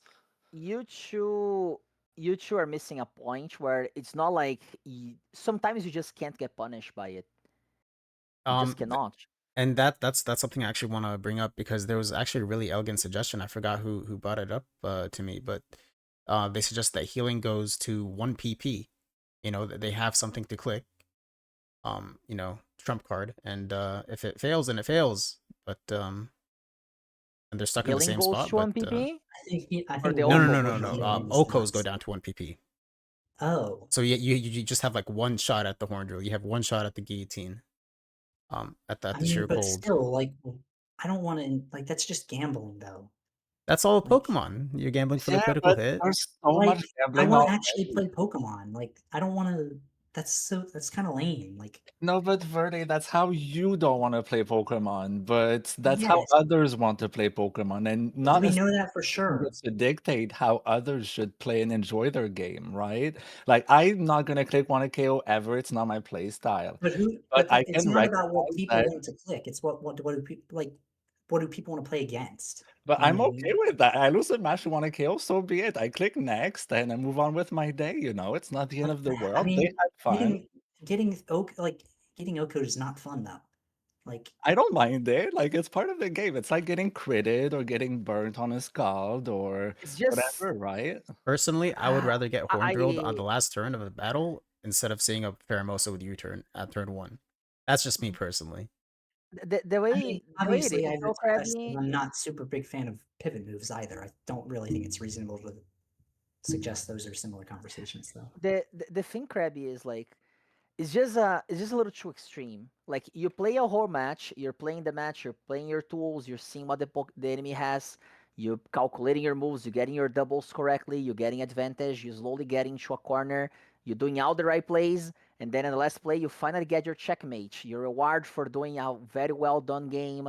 You studied his moves, you played for like 20 minutes this long ass match, and then you finally have here your Earthquake Ferrothorn in front of his Tapu Koko, and then he clicks guillotine. You're done. That's it. GG's. Like that's just But it's so many not games it, are man. lost on a final crit anyways, or a miss, or a burn on a side on a But free. but you I've can lost play games on around free those. sometimes, and it was checkmate. Exactly, but you can play around those. Like you can diminish those chances. Like you can play around the Scourge, you can play You around can play around one hit a KO, crit. send a You can play ghost around one hit on. KO if you know they have it. Yeah, but same with the freezes, same with all the side effects as well, right? And you're It's likely to find just like out. taking it to a level like higher, but it's still a thing. Like Like think about Zap Cannon as well, right? Like that's a risk that someone who uses those will take, and they'll take the L's and they'll take the W sometimes. And I mean, I don't really enjoy playing against Zap Cannon or Inferno either. Like, I prefer playing real Pokemon. But obviously, you real know, Pokemon is wild. but that's a line that I have to you, accept that the line is going to be yeah. drawn somewhere. But that's the thing, right? We all ideally draw a line somewhere, right? But we can't, as one person, decide, okay, that's where the line should be for everyone. Anything that's on this side is okay, on the other side is not okay, I think right? we can, though. I don't think Like, that's fair though, because people will enjoy to play the game however they want to enjoy it. Like, who are we to play God and be like, oh, you are not allowed to enjoy the game this way because I, I think it's Dr. important. Krabby, I think it's choose. important to I weigh. wouldn't. I think it's important to weigh the enjoyment of the majority of people, and I think a Yeah, majority like of people would not enjoy getting O-code. the whole idea we entered this discussion was to exactly like talk about what are the healthier lines and things, right? Like it's not really playing God and saying yes or no. Like earlier, we literally just mentioned like how we think would be healthier to have like maybe a limit of how many times your whole team can heal, right? And we kind of all agreed that like maybe having like 5-6 healing at total in your whole team would be nice. And we also kind of trying to draw the line, like would be allowed, like would having that one trump card, having one OKO would be nice. Having no OKOs, just that's just better. Like that's just maybe OKOs are too much for the game. Like the same way I think like we should never have like stealth rocks in the game. I feel like stealth rocks would just destroy everything. Like the way we play, like we don't have the regenerator, we don't have leftovers, right? Like we can't play with like if you add hazards to the game, then that's gonna see then you're gonna see people healing. Then you're gonna Yeah, see the healing. we can never justify. We can definitely never justify having hazards in PCG. Like, if you add hazards, it immediately just becomes far too like. Again, PCG is supposed to be simple. Like, I'm a supporter of And spikes and toxic spikes. Um, no, you can't change my mind. I I'm don't locked in. necessarily. Yeah, I mean, but like for us, again, for us, it would be fine. But like, imagine having to roll spikes on your team just to have a viable team. Like, if hazards are in the game, you have to have hazards and you have to have spinners. Like, Rapid it's spin just will We be have rapid mandatory in spin. every single team. Yeah, it will be mandatory in every team. I don't know, because like, that would just not be healthy for the game in well, any I capacity. completely disagree with stealth rocks 100%. I think stealth rocks are way too strong, but when it comes to, you know, spikes, there's an opportunity cost to having your ground slot be spikes, and you know, I don't flying think there types are is, immune because to it. there's mono ground types that can run spikes and a regular ground move. Yeah, for but you're example. spending your turn not doing damage to your opposing, you know, to the guy in front of you, and I mean, but that's it's kind of skill we testing know to that's find the. obviously not a problem, because hazards are on every single team in mainline Pokemon where they're legal. Like, we know that that's clearly not actually an actual problem, because And there's it's been also, you know, full demonstrated for flying years. teams in response to things, but it's not the same as regular Pokemon because the move distribution is different, right? Um, and so the opportunity cost I think is a lot higher than in normal games where you get to, you know, pick and choose which moves that you grab. Um, yeah, I don't know. I think spikes are very fair personally. I think they would. I think at the very least the damage would have to be reduced.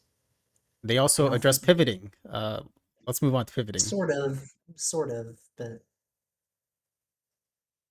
I think like, switching is super heavy in PCG because of the way you know, types and coverages are. Um, and so we see like swaps after swaps, and oftentimes, you know, double swaps. but I'd say the, that's just the because problem PCG is is that simple. adding spikes is just going to introduce so much. The spikes, the hazards themselves are going to be a problem. Like, the casual players are not going to inherently react positively to the concept of hazards. Like, Well, I PCG think is we should. supposed to be a very You mentioned introductory level Pokemon. swapping. You mentioned swapping around being very pro-mentioned in BCG, and that's mainly because of what Vertus mentioned earlier. Like PCG is very simple. We don't have abilities, don't have items, right? So you have to. We're just playing types. We're playing rock, paper, scissors every turn. Like, is he gonna play scissor, which is the most obvious thing, or is he gonna play rock, predicting my swap to my own scissor or whatever, right? That's kind of how the PCG works. The problem of the the flip turns is that you're playing rock paper scissors, but then you do that little delay. You see like, oh, he played scissors. Okay, I guess I'll swap now.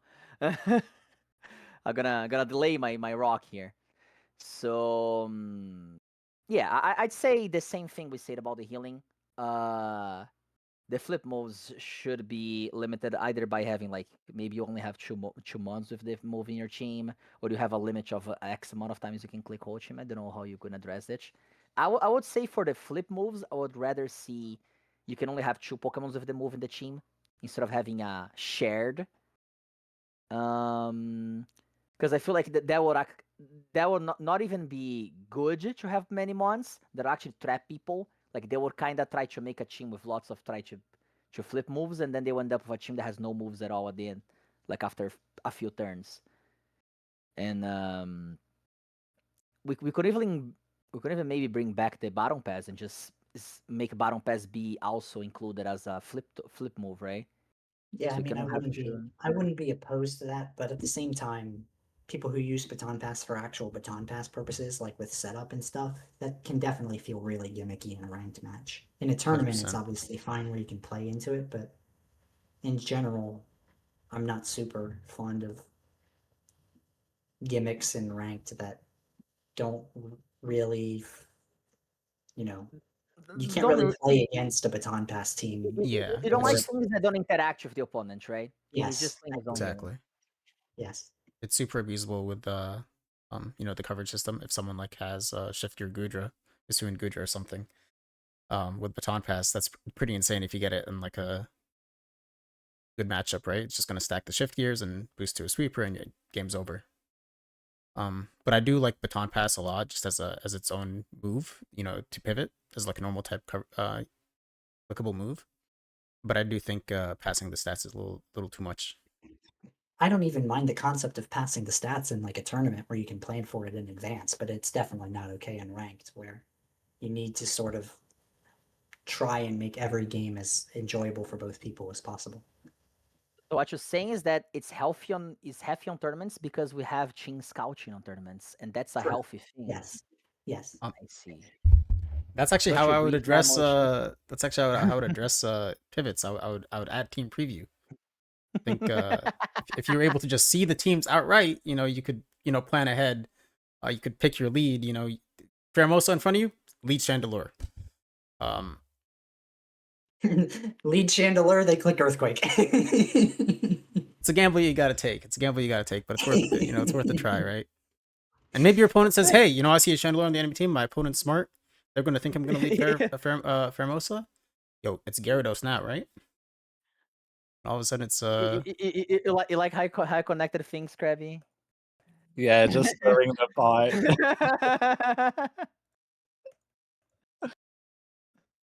I'll take a scoop. I'll take a sip of the soup. You're gonna take a scoop of the soup that I laid it for you.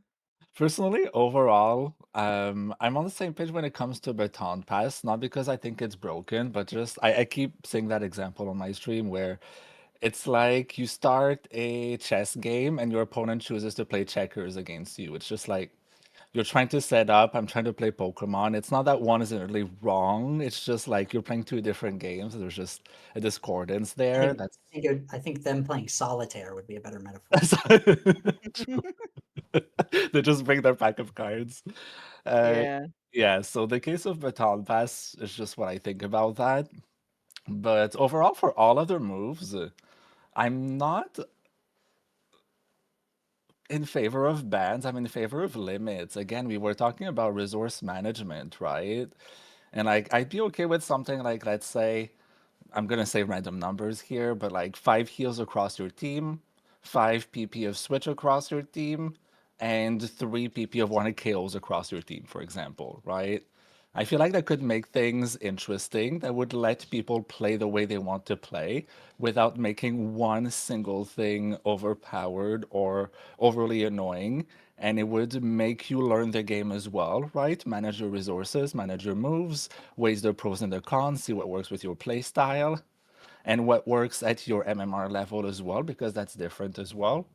So instead of being like, oh, but if you give that move to a beginner, they're not going to learn, and vice versa.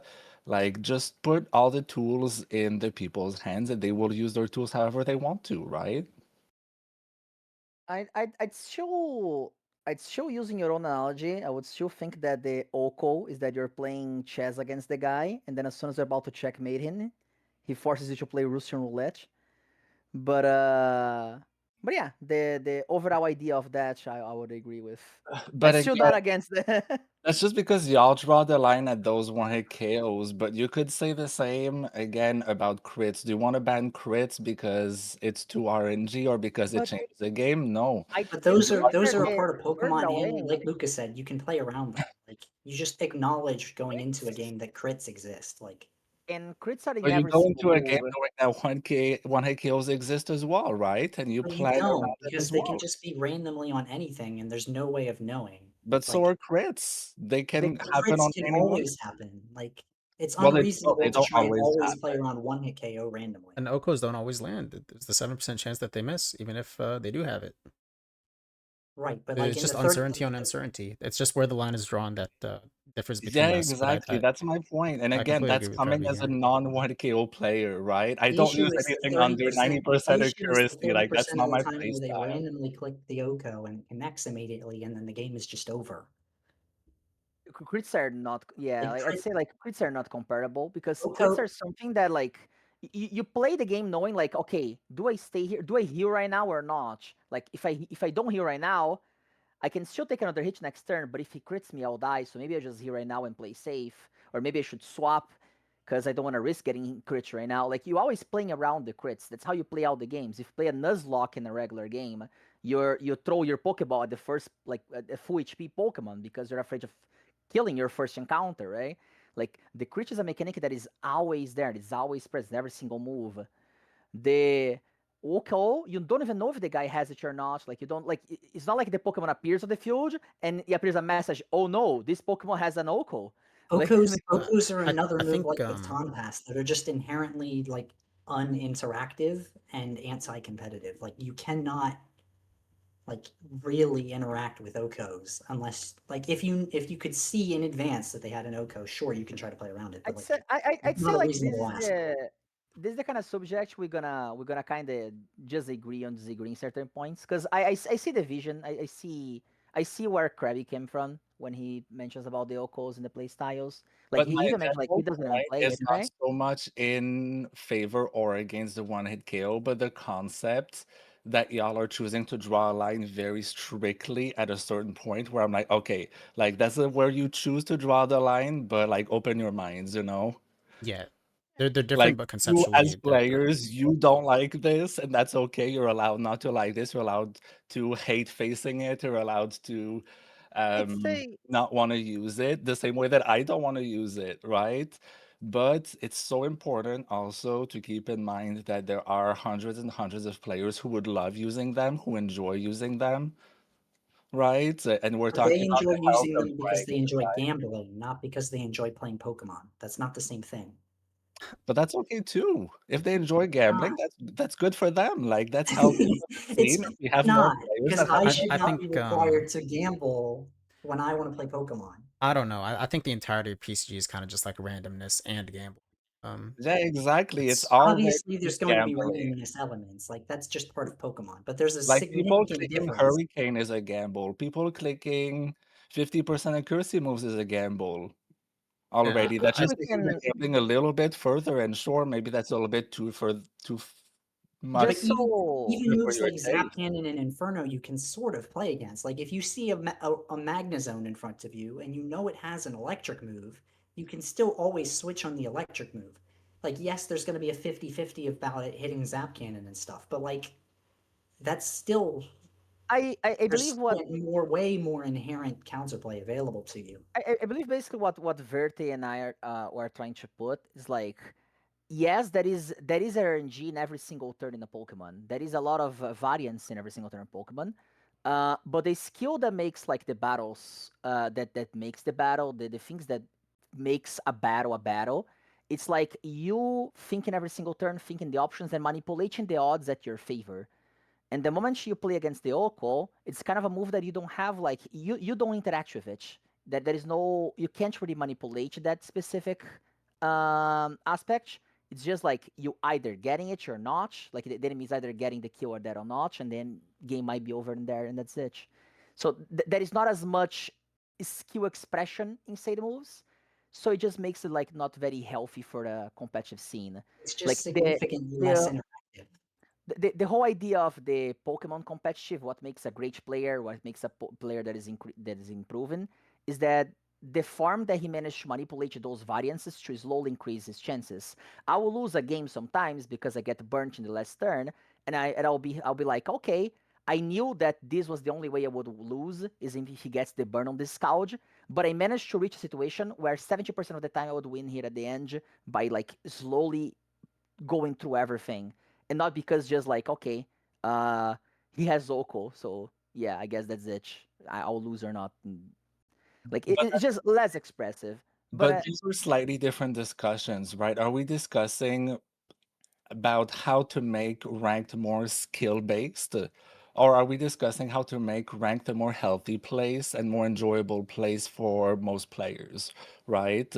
Of course, if we want to make ranked more skill based, then yes, of course, I could not agree more with you all, right? That's an obvious one. But I'm talking about the enjoyment and the health of the scene as a whole, right? Is removing a gambling aspect going to make ranked healthier in PCG? That's Yes. the part where I'm like, no, I don't think so, because it removes enjoyment from a lot of people. It removes players that would otherwise play more from the scene as well. I saw And the I argument. don't I think think that it I makes think ranked the healthy. number of people I think you're overestimating the number of people who would play just from Okos being unbanned. And I think the number of people who would play with Okos being unbanned would be roughly equivalent to the number of players who would quit if they were legal. think it's really hard But I to think this is a comparison between our communities, Verde, because my community versus yours is very like you attract PCG players, you attract veterans that come for PCG, hang out for PCG, want to learn PCG, they bleed PCG, right? That's the core of your community, whereas mine is a lot more casual players. Overall, I would say there's a variety, of course. It's just generalizations. And yeah, I just think overall, do we want to appeal to the people that are high key veterans and that have been playing and that, play a lot, or do we want to appeal to a larger mass, a larger audience, to But then again, like, I don't think it's reasonable to suggest that it's only top players who would be against Okos. Like a 1200 who that's not what loses a game I'm to Oko suggesting, is but not going to like getting Oko'd. I'd say this whole argument shit and there, like it kind of ends at this point, like that, like I am very logical, like the same way as Verte, that believe that's not a thing that could be. But the Krabby's arguments are super valid as well. Like there is no win situation here. Like there is no appeasing to everyone, right? It's just a choice. And then the day, like there is no really. I'd say there is no really conclusion. We managed to draw arguments from both sides, and we can maybe just move on to the next one. Otherwise, it's I gonna think just be here and there forever. I think at the very least, it's fairly obvious that the game with Oko's legal or not is a different game. Which type of game you prefer could be argued, but like it's not reasonable to suggest that RNG from Okos is equivalent to RNG from crits and it was a paralysis. comparison. I was Yeah. not drawing the Because, equivalent. I was comparing. Like, of course, it's not the same. That's not what I was suggesting. If that's what you got from what I said, you missed out my entire point.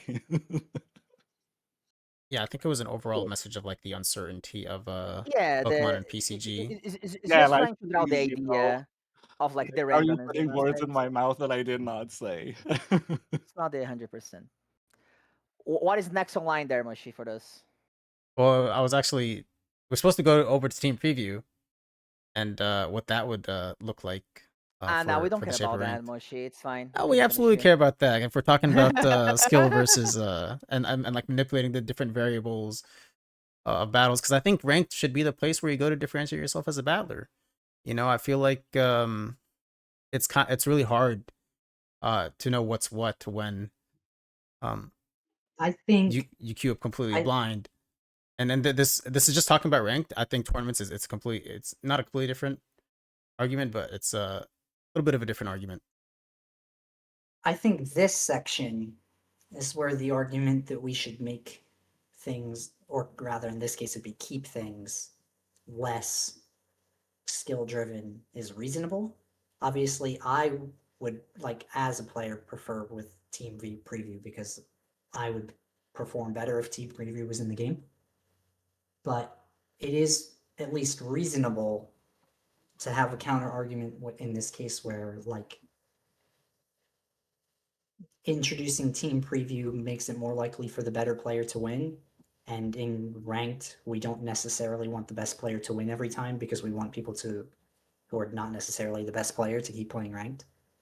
I think either side is valid in this specific instance. I don't really have a strong preference one way or another from a ranked health standpoint. Obviously, I personally would do better with team preview, so I would want to see it. But like objectively from a ranked health perspective, I don't think necessarily either answer is strictly correct. So I think as it stands, the game will always favor the players that have been around longer. They have more Pokemon to play with. They can counter pick easier, and they could just build more teams. And so already I just think that in a blind pick format, we already have that experience where veterans outvalue the new players. They have the stronger leads, they have the U-turn Pheromosas, they got the pivoting Barraskewda, they've got the the healing Hippowdon. And so they can have like the freedom to switch and swap as they please. And it's just a complete shock the opposing player, especially if they're familiar with Pokemon battling from, VGC or Smogon singles, where team preview already exists. It's kind of hard to navigate the battle if it's just random on top of surprise and random. I don't really see how it favors older players, or how team preview favors older players. I just see how it favors better players. Yeah, it favors better players. It definitely doesn't have any impact on older versus newer players. And I think this kind of talks a bit about how Abby was talking about, attracting a wider audience.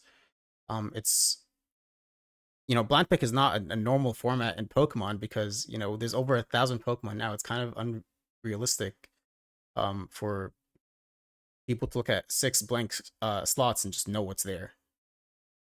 There's assumptions we can make after hundreds of battles. That okay, Corviknight's very popular, Ferrothorn's really popular. Dragapult's really popular. It's probably what's in the back. There's guesses we can make, but at the end of the day, they're always going to be guesses. And I think let's actually talk about what team preview looks like, because we've kind of skipped over that. And team preview essentially is at the start of the battle, as you guys are clicking your moves. You know how a battle usually starts? Each of us is clicking a move, and then when we've made our decisions, the turn resolves. It's essentially that, except we see our team and our opponent's team, and we are choosing not a move, but which Pokemon to send out first, based off what we see. So it's not, one person chooses the Pokemon, they send it out, and the person reacts and sends out what they want to send out. We're choosing at the same time. And that's just like the normal way to play Pokemon outside of PCG. And I think it would do nothing but be good for the game at large. When talking to Jonas, he did say that you sing the enemy team and he sees your team, and then you both select what Pokemon you want to lead. That will require a new instance, and then he would be already against it. So even talking about it is like that's never happening. What could happen, in case he is convinced or something that is a good idea, would be that as soon as the game starts, if you click the Y button up there, usually you can see the enemy HPs of the mons and stuff as they are revealed. You would already start with everything revealed. So you could click up there and see what is his old team. But you can't select your lead after seeing their team. That would be a thing. That is something that he already addressed. He was quite against the idea though. My vision is kind of similar to Vertex in that sense. I was very radical on thinking that was a very cool thing to have in PCG. And I definitely feel like that draws a little more of a skill expression. You can already see the enemy team right away. So you cannot be drawing to maybe you sacrifice a Pokemon a little early, and that Pokemon is super important, and now you don't have an answer. You insta lost the match, and you never even had a chance to begin with. So that is something that makes more competitive. That increases the you already see right away the enemy team, so you can already start drawing what's important, what is not. Very strategic and stuff. Adds a new layer to it. That's what I like. That's why I like scouting in tournaments, right? I feel like that's healthy. I even always try to tell people that are new and stuff that's a thing that people do, and they are free to do it as well and stuff. Because I feel like that's something that is you have to know about at least, because it exists. But at the same time, in a tournament where in a situation where you are in range and then you can see the whole enemy team, I think Lalozy was the one that mentioned that.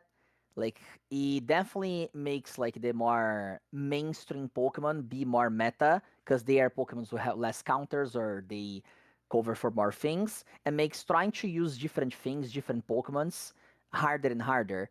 When I play my Nihiligo team, usually I always get 1 or 2 free swaps, because people are not expecting a Nihiligo to be there. They're not used to having a Poison Rock type special defensive mon to be swapping on stuff.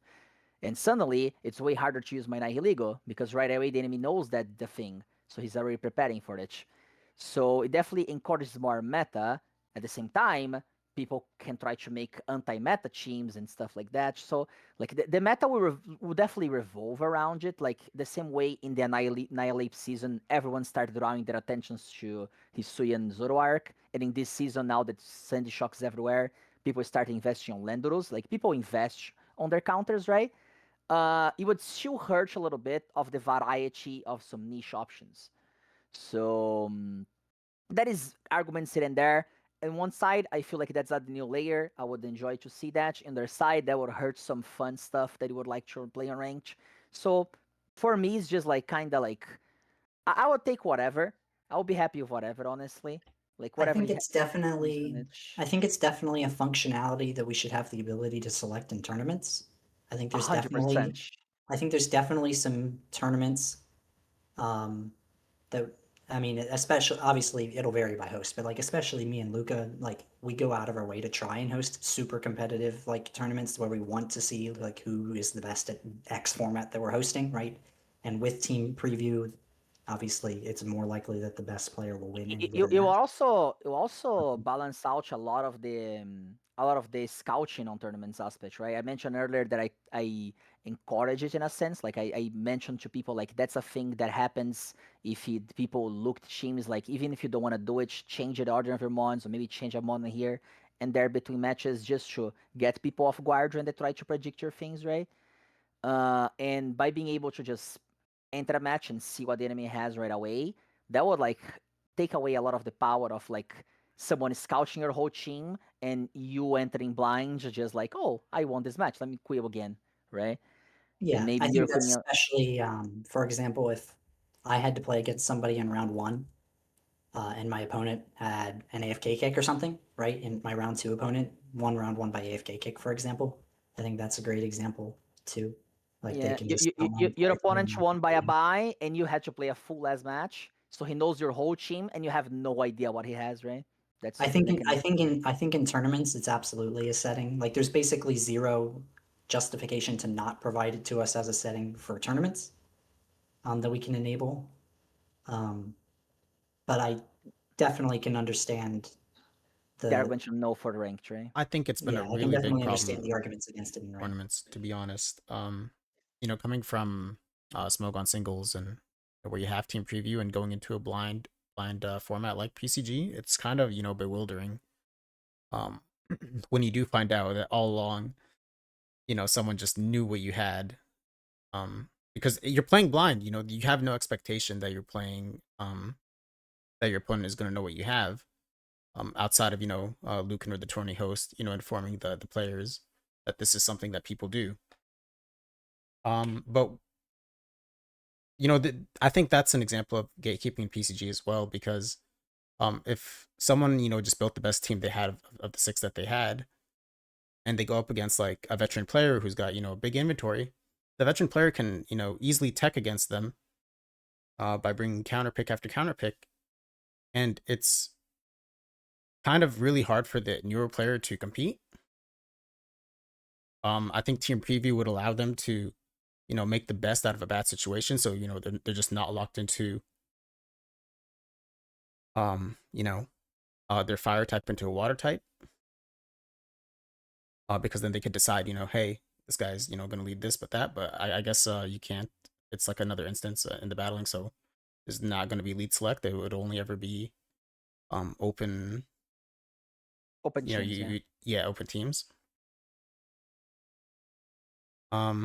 But it's kind of like it's a problem that kind of made itself, because the veteran players are going to lock the newer competitors out, and the veteran players are going to win the prize, and then it's going to kind of repeat for the next tournament. They're going to lock the players out with their advanced Pokemon pool, and it's just going to end up being the same 10 players who like win every tournament.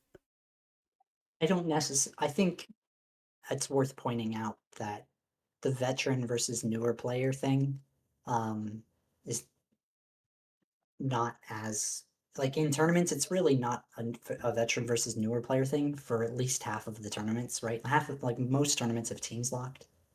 Not most, but like at least half of them have teams locked. I think in general it's just going to be that good players win tournaments. Like I think you only really need like a 6-month inventory if you're a good player before you start performing well in tournaments. That obviously might vary based on, that'll vary from person to The rules person. and stuff, right? As well.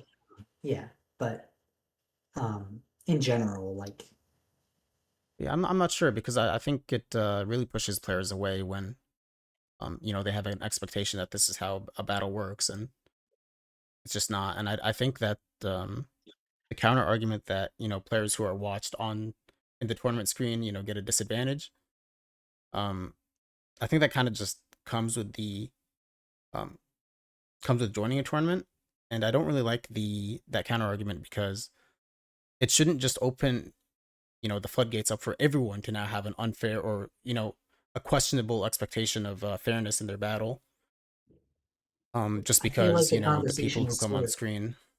I feel like the conversation has sort of shifted to should scouting be legal rather than team I, preview in tournaments. But Krabby, you have thoughts? yeah, let's let Krabby talk now because Well, yeah, there's like 5 discussions at once. Uh, Team preview in tournaments, absolutely. Give the option. Like, there's no drawback to it. Give the host more power, more variety, more creativity in tourneys. Absolutely. That one I think is out of the equation, even. Like, it's just, there's no drawbacks to giving that option, right? In ranked, I don't have super strong feelings about it, though I will say one point that hasn't been mentioned that I personally enjoy in not having team preview is that keeping your cards hidden becomes another layer of strategy, right? Not revealing Pokemon versus just keeping them alive. Because a lot of the times, I'll keep one final Pokemon alive, and then there's going to be like, because I know that my final Pokemon can, finish off all of my enemies, and vice versa as well, right? You can never. It really keeps the stakes higher when you still don't know everyone's entire team. Whereas if you know what's coming, it kind of sometimes makes the battle less exciting as well, just on the fun side. But that's, just I don't have a strong feeling for or against. It's just nice little additional thing. I mean, I think that's another thing that's sort of going to vary from person to person in what type of battle you prefer, right? And Absolutely, yeah. even like me and Luca probably who will sort of based on our mood prefer a certain type of battle to another, right? But like Luca obviously plays with his fun teams sometimes too, where he would need to have some certain stuff hidden in order to get value out of it. But obviously, at the same time, we want to have those matches where we can just sort of see the teams in advance with each other and try to weaponize our skill expression. I think is the term we've been using, right? But Yeah, yeah, they're just different types of battling. I think both can be enjoyable yeah, differently. I agree. There's no objectively correct decision when it Yeah. comes to ranked, but we should definitely be able to enable it in tournaments. Yeah. I think If we're of on the course same. it's possible coding wise, right? It's not if, Jonas can enable it without creating a bunch of bugs and things like that. Yeah, I mean, it shouldn't be that difficult to show the entire team in the info screen. I don't know about the lead thing, like Lucas said, Yeah. but like at least seeing the entire team should be fairly straightforward, I would imagine. But yes, what was another topic that was brought up? I lost track. Caution? Sorry? Tournament caution? Oh, Veteran. oh my goodness. Yeah, it's a tricky one. I feel like it's kind of a lose-lose situation, right? Because on the one hand, I agree with you, Moshi, that we use the argument that being spectated on screen is a justification for everyone to scout, right? But then I wouldn't want to host a tournament where I don't watch any battle, and then I know for a fact if scouting was made illegal, people would yell and be extremely upset if their battles got spectated and not their enemies, right? Like, sure, that's just, a small disadvantage for a select few, but that would lead to so much anger and so much toxicity that as a community builder, I do not want to face. And I I think don't think it would be even healthy to I think allow. even I think even beyond that, it's really just sort of a mindset thing. And I know Moshi and I have had this conversation before where it's really just a matter of like how do you think that tournaments are supposed to be like designed in the first place. Like Yeah. I've always sort of been I've always just sort of like, in my mind, we have ranked and we have tournaments, and tournaments are by design open info because you have that scouting, while ranked by design has that, you can implement your gimmicky strategies and it's all closed info, right? I've sort of like just always advocated for it to stay that way. Like I think it's good that we have those two separate things. I've never wanted scouting to be banned from tournaments because we have ranked already. Why do we not just have open info in tournaments? Obviously, that's just sort of, there's that's an opinion. There's not going to be an objective answer to that specifically. Yeah, that's Yeah, the that's fair. thing, right? Like we can have our opinions, and I personally prefer when teams are locked for that reason because I don't have the energy Yeah, I mean, or I the time certainly to snipe, and I don't like being disadvantaged for not sniping. But that's just a me thing, right? I can recognize that, but I like, think even when teams are locked versus unlocked, I still prefer having scouting available. Like teams are locked and scouting is a different type of game than scouting, and then you have the ability to like try and like out change your team versus your opponent, right? Even those within themselves are two different types of game states. And I like having a variety. I kind of enjoy When we have tournaments that are not locked, even on those, like I tend to not change much until we're like top 8 or top 4 or something. Like actually start scouting. I'm just kind of lazy. So usually until top 4 or top 8, I'll just like maybe I'll swap 2 Pokemons for the other 2 that I think is as good or something. I'll just mess a little bit around on my team. So if anyone tries to scout me, my team is already different. I'm gonna have some surprise or stuff, even if I don't know anything about them. Um, so that's something you can't really do if it's teams locked. Like the guy's gonna know everything I have, I'm gonna know nothing they have and stuff. But I think it's fine still to allow people to have teams yeah. unlocked threes though when they want to. But we definitely can't just like hide codes, because the way it is right now, like yes, that like it's like Krabby mentioned, like he doesn't have the mental energy to go scout an enemy battle, right? But at least he has the same power as his opponent has, right? Which is the opposite if I'm facing Verte in a tournament where all the codes are hidden, no one can watch codes.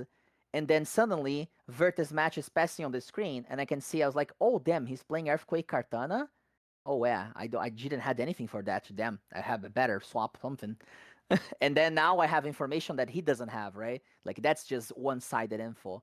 At least the way it is right now, like everyone has the same info. But yeah, like it's an extra length to go. It's not perfect, but it's better than the option alternative that some people ask about, right? And that's why But actually, I'll sorry, go ahead. Yeah. I I was mean, gonna say I think really I was gonna say the same as you. That's where the open teams on tournaments would be nice. Yeah, I think the current tournament construct is only really a problem because people have decided to view it negatively. I don't think inherently there's an actual problem. Besides that, of course, like we mentioned before, team preview should be an option that I'll should be be right back. added. 1 second. well, the reason I fight for the team previews, it's really just a matter of like the fairness of it, and I don't think one-sided information is very fair because there's no expectation that there's going to be that one-sided information. Again, without like the tournament host announcing um that scouting is a thing, it's just really just going to be a wash for one side, and that's where um that's where like I try to fight for team preview. I Yeah, actually I really like think the blind format, and how you can creatively team build and have like your pocket picks, and all the um different ways you could inch out advantages in the blind format um to team preview. But when it comes to fairness, I just think that team preview is just the best way to go. And I think that ranked should be fair, it should be competitive, and tournaments should be as well.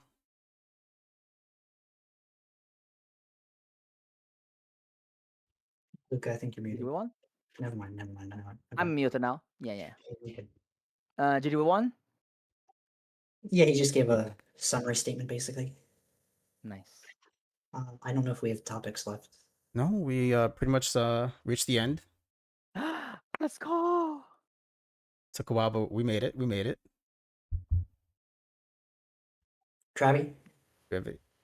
is there anything that you think we missed? Since you have the whole, like, obviously you have the most sort of casual understanding, right? Access to the casual understanding compared to the rest of us. Is there any like Are you topics? saying I'm the least competitive of the bunch? I'm The saying least your audience, That your is audience amazing. would provide the most But yeah, casual insight. yeah, he's baiting you, Verde. But yeah, I definitely say Krabby answers for the casual community more than the some of us, because my community is very like the people that frequent my channel are the people that really like the range. That's same for Verte's Yeah, I side. mean, me and obviously Moshi is a Luca. little mixed in a sense, right? Moshi definitely in a little bit of the mid path. I think that's why he decided to grab this bunch of people as well, right? Like this specific, like me, Verte, Krabby. Like we have some very we do see the extremes on our own ends in a sense. I think So it. I think it is worthwhile though to recognize that we've basically agreed on pretty much everything except for Oko's. that is true. Like, Yeah, moves in general. Yeah. I think that's the only consensus issue. On the rest, I feel like we're pretty much on the same page. But moves, yeah. I will say, oh, there's one topic. Well, maybe you discussed it when I wasn't there, but bans season per season. Oh yeah, I mean, we didn't we haven't discuss it talked in about it. depth. Um, is there? I mean, we'll let you start. I guess. Is there specifics that you want to talk about? Is it? We'll let you queue it up. I guess. I think I've been pretty vocal on the fact that I am an advocate like for as much change season per season as possible, right? So I'd love to have one season, no restrictions, exaggerating, but next season, like two pseudos, no bans. The following season, 505. The following season, three pseudos, right? I think that change is healthy and it keeps the game a lot less stagnant and has more potential to bring people in rather than keep things at always okay, one or two pseudos with a couple bans every season, right? I I'd think we say have to like be careful to not go out of our way to select formats that we know are not very well liked. Like 505 obviously was very heavily disliked. I think Moshi actually said he liked it, but No, but I think again that's a difference in I would perspective say and Yeah. communities. In my community, a lot of people loved it and would I was love to gonna have say it back. I wouldn't use 505 as an example because I know a lot of people really enjoyed it, especially like a Krabby community. There's a lot of people that loved it. I remember I mean, this is the first chatting this is about it the there. first time even hearing that 505 had any even moderately Oh, positive it had a things. lot, yeah. But I will say that it definitely needs to be like it needs to not be just like, oh, I feel like that's cool and just throw it there. Like we could even try things before. Like Jonas made the 535 base touch recently, right? The Annihilate, the fatidical Annihilate season. As soon as he announced, many people, including me and Verte, hey, maybe you should at least ban specifically Annihilate. He's just like clearly out of the curve. And then I went out of my way. I did a tournament with those exact rules, and then I got statistics, and I was like, "Hey, hear me out. Those 5 Pokemon were in like represented like more than half of the whole tournament. More than half of the people had 4 of those 6 months. Maybe we should address it. Maybe it would be healthier for the season." And then just know we release it, and what we saw 3 months of the exact same Pokemon being like there, dominant every single team. I couldn't look I at actually Annihilate think anymore, man. I But the mean, I actually problem think there Annihilate's not even that strong, but it was definitely super popular.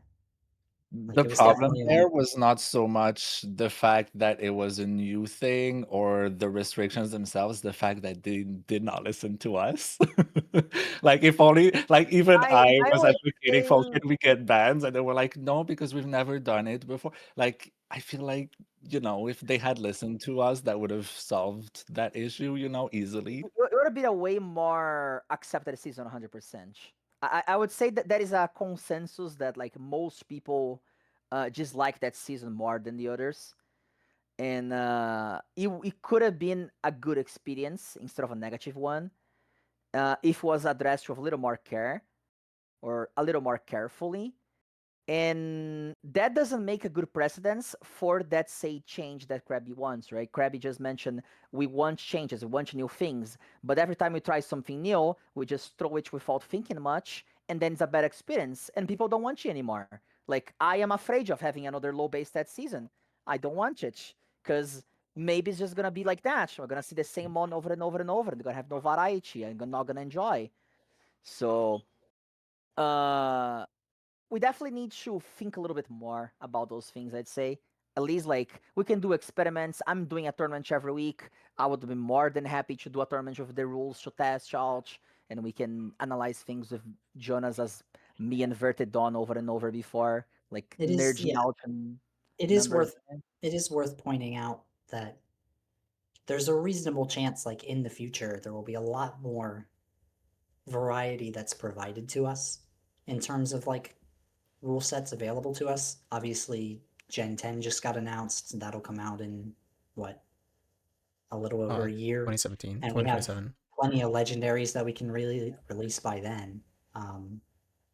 So, like, Oh. I think it's worth. I think even beyond that, there's options available to us if we really want to dig into it. But I'm fairly hopeful that ranked season variety will not really be a problem. I think we have plenty of options available to us.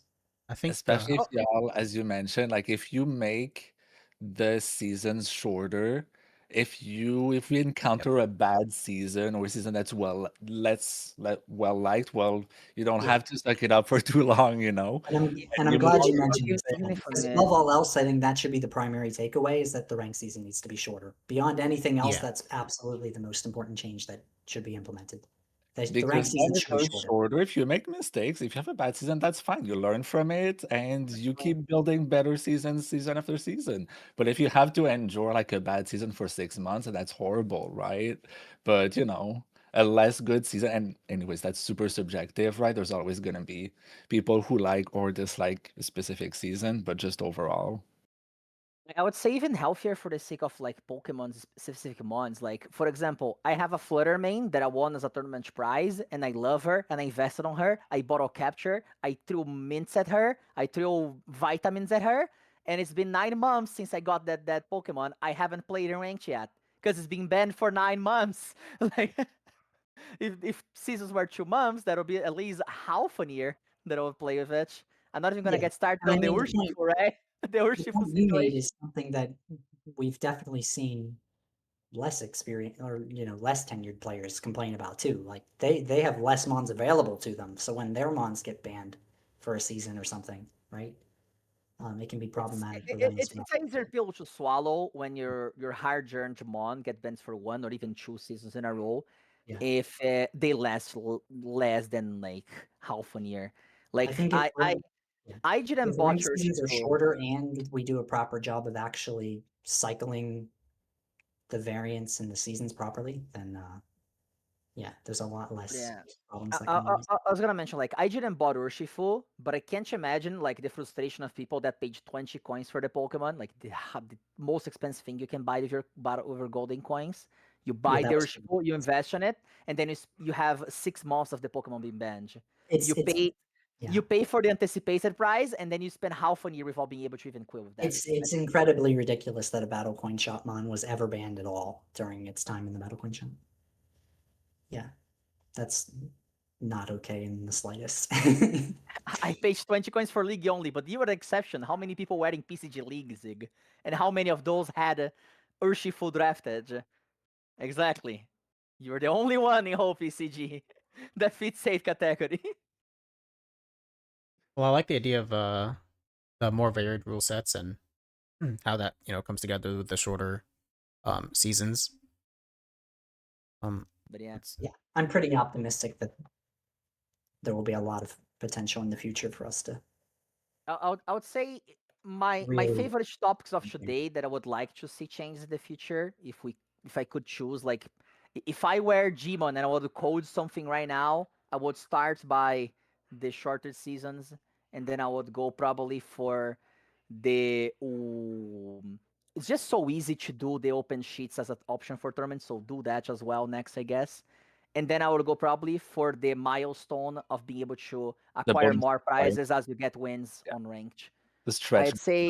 I would say those three are the main things that we talked about today, that I don't see how those things could be worse for PCG. Then we could talk about other things like coin shops or whatever, like Yeah. the like more How do coin we options. how do we and- want tournament tokens to work? Do we think that's a good idea, and how should that work? Yeah, or TMs or every other thing aspect we talked about today. But I would say that those Gen 9 those are top moves three. when, says Zig and Sod. Realistically, that would not actually get people into ranked, but it is something that should happen. Yeah. What do y'all think of the current ratio of getting, for example, Hisuian Decidueye after 225 wins and 3 months? Is that a good ratio, you think, or should it be a little I bit mean, lower? I said earlier when I talked about 2 months that 200 wins is probably fine. Like that's 100 wins a month, which is like 3 wins a day. Like 3 wins a day is not that much to ask. I don't think it's that much to ask, but I have heard again from a lot of people that it's a lot, right? Like some people It's a big would be rank. interested in getting into ranked specifically for that final mon, especially in this case, it's in Decidueye, but they feel that it's too overwhelming and they're like, no, I'm not even gonna try. It's So I, maybe I'd shorten it. I had people that asked me help to get started on it, and I tried to work with it, and they started going for it. And then after getting like 20 wins or so, they just say like, nah, that's just too much. Like I Yeah. worked that hard to get my 20 wins. Like when I look and I see I'm not even 10% of the way, That's a thing, yeah. it's Yeah. just so much, man. Like It's a those lot. 20 wins took If me a they were to lot. put like Hisuian, if we do 2 months and put Hisuian Decidueye at like 175, and then put something 175 or even 150, honestly. 150, I Yeah. would say even. 150. Because on the one hand, you're right, right, Verde, that anyone who I guess has time 150. commitment and energy for that can, but the I guess reality 150 to two is, months is the when we same have ratio jobs, as we 225 have to 3. lives, it's a lot. It's a massive time commitment that a lot of people would love to have, but they just don't realistically, right? And you have to remember that is also paired with the possibility of having like every other 5 wins you get a ultra ball or whatever, right? I So think if maybe I think though if we keep the exact same proportion, then reducing the ranked season duration itself doesn't technically solve any problems, because I like think it would just something to consider keep as well everything is on the same rough I, timeline. I, I see that aspect. Yeah, I see that I aspect. think it needs to be like a little bit different, but I mean, either way, it's still better than not shortening it. So Yeah. Yeah, something to consider your was the point bots, is the ranked bots. They yeah, should make it but easier to get the wins, but you'd still have I the MMRs yeah. consider. But I see that point on Vertis. Like right now we have 3 months, and the problem is that people in 1.5 get their prizes, and the other 1.5 months it's empty ranked. And if we make so ranked is 2 months, but then in 1 month people get everything, then it's gonna be a full month of emptiness anyways, right? right, like So if you keep the same proportion, then over the course of a year, it would still be the exact same amount of downtime. It would just be spread differently. Potentially, but I still think overall we'd attract more people, I think right? it's possible. I mean, it's still a net positive, but Yeah, I yeah. just think it wouldn't solve the problem as It much doesn't as it solve could. the entire problem, but I do think it's makes it a little And- bit better at least. I mean, it's still definitely something that should be done. But if they add if they shorten the rank season and add the win rewards indefinitely afterwards, then realistically, it doesn't matter to me too much exactly what number they pick. Yeah. But yeah, I think those are the most important things. nice. Yeah. Is that it? Do we have any last topics we want to bring up? What about We good? CPing's tournament in 20 minutes? What you CPing's guys bringing tournament? there? I could join.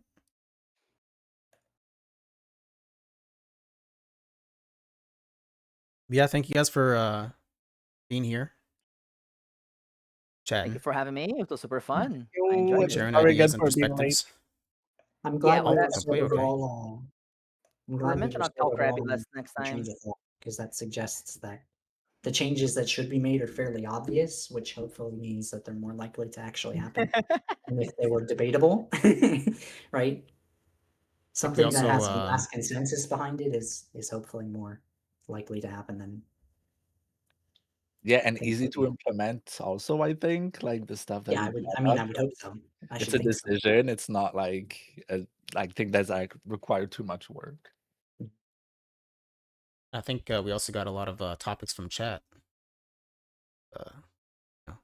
Sort of, Run yes. it back. Run it It's back. it's fine. I'm pretty sure Moshi is gonna rewatch all of this, reading chat. It's gonna catch all the good ideas, and we're gonna have a part 2 someday with the chat hot topics, I guess, right? Oh, what's our thoughts on removing off season? Because I hate off season. Um. I wouldn't remove it, but I'll definitely make it a 1 week only. Okay, I can work with that. Yeah, I like the bonus experience, to be honest, and like the first few days of off season, I think they're really chill. Usually it's A lot of only XP usually it's grinders. only 1 week of like a lot of people really like in there, and then after the Yep. first week it's just like Yeah. 3-4 people. I'm Not okay with even that. that. That's fine. I One definitely week think is 2 good weeks is a enough. little I long. agree. Okay, Sod agrees, so we're good. Yeah, buffer week is nice, right? Between seasons, gives people time to rest, whatever. But yeah. Sure. I believe we had a few 3-week ones, right? We had before 3-week off season. It's That Right? is it's definitely been way too long before, yeah. All right. Well, I it's remember it was been like, a long time, so I don't want to keep anyone if one's. no problem. But I'll if probably we're vibing, we're vibing. But CPN's throwing these in a problem. little bit. I think we're gonna raid out Yeah, into there. I need to check what his rule says too. I still haven't really Yeah, I touched didn't it. even look. Neither did I, I actually. know it's like always like his shinies, like every single shiny is allowed, except for a few ones that are out of the curve, I guess. Hey, Manjiba's allowed, Verte. I Go just for it. ended the recording. I will rewatch it. I'll post it to YouTube. I'll try and I've never done it before. I'll try and like section off the video. I don't know. You guys know when sometimes you hover over like the timeline, you can see like the Oh yeah, different the little sections. tabs Some below. chapters. Yeah, I yeah, don't know how to chapters, do it. chapters. Yeah, I'll try and chapter it up.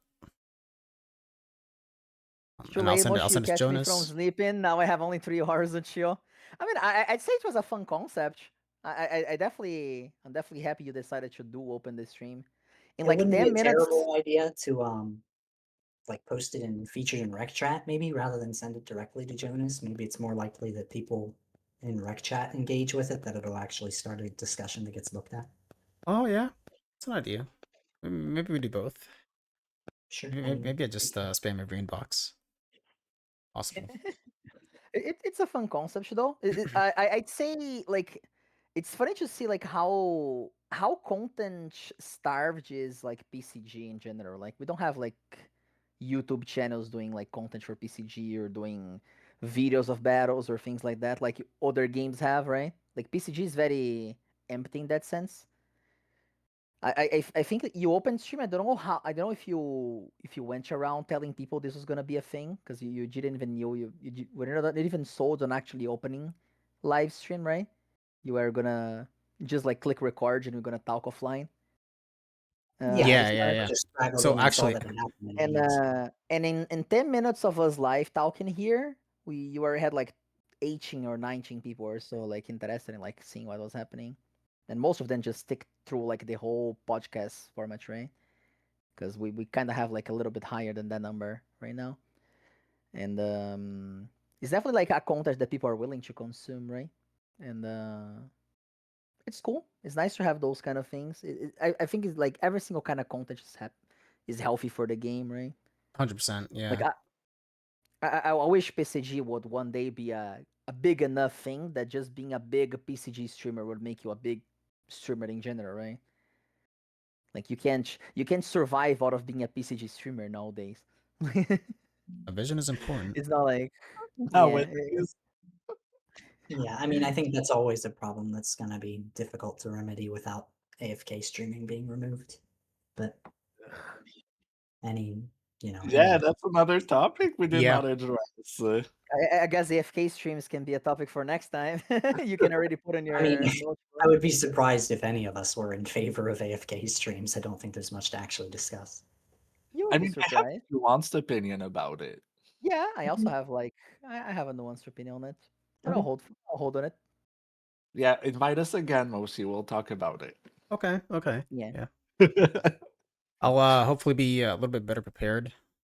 Yeah, you have to attack Krabby like 12, 24 hours before, and then 20 hours before, and then 16 hours before, just to make sure. No, that's not the issue. It's because it's so it's, I work all day and I have stuff to do, so I was just running around trying to make it on time. I say that as I entered the call and was like, "Hey Moshi, yeah, is the camera working?" He was like, "Yeah, the camera is working." I was like, "Okay, nice. So when is it gonna be?" And he was like, "Wait, you're supposed to be right now." I was like, "Oh shit, okay, I'm on my bed." Yeah. I asked Verte and DrKrabby yesterday, actually. Yesterday, like afternoon or something. I So actually had forgot. I saw his message. I was like, "Oh, he's making a layout. He just wanna test it. Let me join the call so he can test the camera real quick before I go to sleep." And then, and then he was like, "Oh wait, it's right now." yep. No, I really appreciate you guys being here. It's a work day. It's short notice, but we had a good discussion. We had a good talk. Yeah. Yeah, it was Hopefully we cool. see, fun. if anything comes of it, that'll be Yeah, I'll, I'll awesome. I'll I'll be very hyped to see if there is gonna be any repercussions or like comments or things about it. The only thing I will say sometimes disheartening is we come up with these things and we work really hard on coming up with suggestions, well formulated, and nothing comes out of it. So that's always a little bit disheartening. But let's hope that, Yeah, this is we definitely need to we all have like strong opinions in some aspects. Like I'd say especially like the one that definitely divided the group a little bit was the old calls, right? And we need to be a little more even when like we are hard against something, we definitely need to be like a little more earful. You guys didn't fight hard w- enough for a team I, I, preview. I I was Disappointed. having to. I mean, I'll fight to the death footage in tournaments. I don't know about ranked still. Like I would like I can see it being in like it can be a variant, like sometimes on, sometimes off on ranked. That could be cool, right? Season with If it, we can, yeah. Imagine. I feel like as soon as we have it on tournaments, we can definitely push the idea for being like a variant for ranked here and there. Like, oh, this season is gonna be open sheets. This season is gonna be closed sheets. You know what's Right? funny though? Like I've been allowing one-hit KOs in my tournaments for a long time now. At first, I was super hesitant about it. I was like, "Oh no, it's all gonna turn into one-hit KO fest. People are just gonna run that," and no one ever runs it, even though it's allowed. I Well, knew because there's no incentive. You lock your teams and like you lock everything. And anybody who brings the no-co strategy to a tournament where everything is locked doesn't have any chance of actually winning the tournament.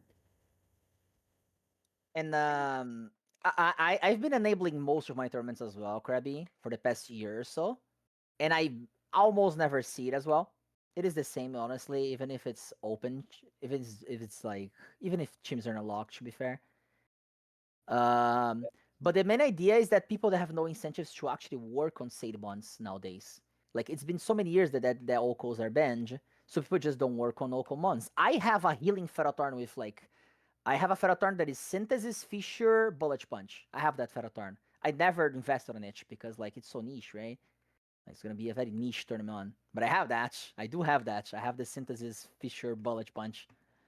But I literally never played it because I never invested on the AVs, and there is no incentive for me to do so, right? Except for niche tournaments, I guess. But yeah, it's definitely not a super issued thing. The But the I Okos, just at want least to in tournaments. reiterate that it's me personally, I really don't care one KOs or not, but I just think it's important to listen to the people, and not just to the loud minority, the very vocal minority in PCG that, we are part of, let's face it, we have that privilege. And I think it's important to also listen to the people that, don't necessarily hang out in the Discord, don't necessarily always go to the big PCG streams to talk about that stuff. So I was just making myself like the spokesperson of those people, and I think their voice also matters, Yeah, right? I think it 100%. I think it really is just that we are in differing opinions of which group the minority is. I think we also The have to way I take. see Verte. Oh, you can tell first for Moshi. I was gonna say that I think we also have to consider like all the players who don't actively play PCG. Like maybe they tried out PCG, decided like, hey, I don't like this factor, I don't like this factor, I don't like that factor.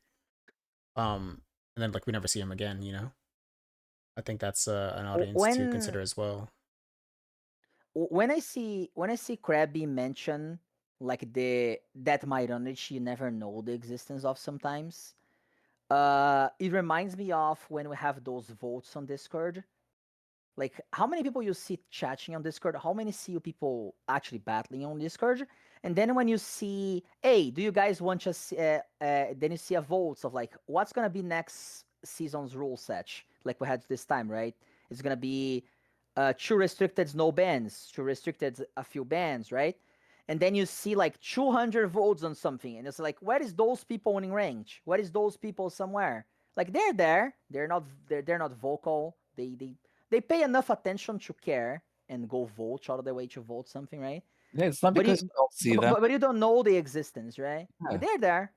And when Krabby mentioned that like those people that we don't see sometimes, or that like low minority that will really enjoy it, like I see people that like I push OKO, I start putting OKOs in my tournament, and they were like, oh, OKOs are legal, that's super cool. Like I saw that happening. Like people love it, right? Like some people really like it. It's they definitely never like I never see OKOs being clicked on the matches I usually click, because it's very often I'm gonna click on a match. I know it's not gonna be someone just throwing. You're gonna see like, oh shit, we have Verte versus South. That's a big one. That's gonna be exciting to watch, right? But what is happening in the backgrounds? There is people bringing six Oko mons and having some fun. Yeah, Sometimes and they the will send a thing is, code, right? they're the people that one are not in our MMR, and two don't go to your streams because that's not where their home is, right? So of Exactly. course to you all they don't exist, right? But they're still there. Like I go to my friend Jordan in the Clouds called the Flower. They like to battle a lot and they're okay with having an MMR between 1.5k and 2k. That's where they are. They've been playing for a while. They enjoy doing their battles there. And it's all new names that's of people that battle a lot. They just never end up having really high MMR. That's okay too, right? They find enjoyment in the game and they would, they also mattered. Yeah, I mean, I don't want you guys to think that like I'm advocating against Okos solely out of my self-interest. Like I advocate against Okos because I genuinely find it difficult to believe that players, like new players who queue in and just get O-code and they're like, what is this move? Oh, it just auto kills you. Well, why would I want to keep playing if there's moves that can just auto kill me and I have to just like randomly roll for these auto kill moves? Like they're not going to understand, and like they're going to be like, well, I finally got this auto kill move. Why doesn't it work for me? Like it's just not. It's not really something that makes sense to. I think it's a It just process of discovery. You know, you try clicking this one move a few times, and then you get an idea with that move, and then you try clicking another move, and you might get a better impression of that move, right? I don't think. You learn, right? It's a learning process. Yeah, Did you I give think that just happens in your every opinion game. on the hazards, Krabby? Have you said what you think of I the did hazard? not actually. I could give it if yeah. I like spikes. The way Moshi was describing the spikes, I like it. I don't think toxic spikes though. Toxic spikes are for me a no-go. The regular spikes, sure. Okay, but what if I gave you this bit of context? If you send out a poison type, the toxic spikes they disappear. They're taken off the field. But that's partially why also I wouldn't want them because and steel types are also immune, right? And And flying that types. would unbalance certain things. And I'm not sure I want to go that direction, but regular spikes, yeah. I would say like the same way we kind of had like this, like me and Vert, like we cannot see those things being in PCG, like it just feels like too aggressive. It's the same way we see like the Ocos, right? It's just like at least the way we see it, like it would just not be healthy for the game. It would drive the game to a direction that is just like it just like it's fine to have things less competitive. It's fine to have things in different ways. It's just like taking too much out of the way and just taking away the identity of something. I guess it's like when you let's say like since both Krabby and Moshi, you two also play League, right? Let's just say we have something in League that is just too over the top and just too strong. A new champion just released, just so OP. Like we need that thing to be nerfed, otherwise you just see it everywhere. It's just dominant, etc. Right? Like it's just it's just like it just get things a little out of control, or just an item is super broken, a mechanic is just like this makes the game not competitive anymore. I'm It's mostly opposed to hazards from a conceptual level because I don't think implementing new mechanics like that into PCG makes much sense. I think PCG should stay simple. I think objectively, strictly from a battling sense, only spikes specifically might be okay if you like cap it at one level of spikes. Like in spikes, you can normally toss like 3 levels. yeah. I think 3 levels of spikes is too many. But that's 3 turns that you're clicking. You need like free spikes clicks. But like, there's very little counterplay. Like nobody runs I don't even think defog is in the game. You'd have to add defog. It's not, Nobody but runs rapid spin. I don't think the impact definitely or necessarily like warrants counterplay. Like 1 layer of spikes is like 12% damage, and Yeah, if I it's a said flying type, one you layer know, of it's spikes I'd immune. be sort of okay with, but if you start allowing like 3 layers of spikes, like we know we have examples from the mainline game. 12%, you have to remember that 12% is a lot. That's basically every single time the enemy swaps, they take a proc of Lead Siege. And there is nothing they can do about it. Every single time you swap, every single time you try to protect yourself against a Pokemon, every time you try to, like, there is a Chandelure in front of your Ferrothorn, you have to stop your Ferrothorn out, whatever entering, 12%. And then now your Ferrothorn is in front of a Accelerock Rhyperior, you have to swap it again. But I feel like 12%. It's something that I Plus don't think is damage. needed, and I think the possible downsides outweigh like Yeah, there's just not enough upside in my opinion for it to be worth It almost adding feels like something. it'd be something that we'd have to test first, right? Because we're all talking about in theory, but I'm also seeing the other side of okay, if you're spending 3 turns doing that, I could spend 3 turns doing Swords Dance and then sweep, yeah, right? yeah. Or I I think could spend three funny turns enough, I killing 2 of your believe Pokemon, and then you're at a disadvantage of 4v6, right? So you can really take it both sides. I think it would require further testing to see if it's funny actually that unbalanced. funny enough, Krabby, I believe 2 years ago or so, I remember Jonas mentioning that those moves are coded in PCG. He managed to test it on bots and stuff. Oh, really? Interesting. We, Well, we, we, a good way of doing something like that would be maybe implementing like that on like maybe a gauntlet bot or like a battle bot during an event, yeah, or no, even I don't think we really need to punish normal switching either. Like I only yeah, think like that that's the basic mechanic of the PCG, right? I agree with that. But but yeah, for me, like both Ocos and Datch are just out of the window. I would rather have Ocos than having hazards in PCG, honestly. that might be a stretch, but I really don't think hazards are gonna be healthy for PCG, man. I feel it's just too much. I mean, I I'm mean just I want a ton of them Not in because PCG. But against another Okos. topic though, I guess. I like I mean, entertaining the thought of it and, discussing it. Well, if it's something that's implementable, testing it, seeing how it works. Like yeah, I'm on the fence about it. I could see it going both ways.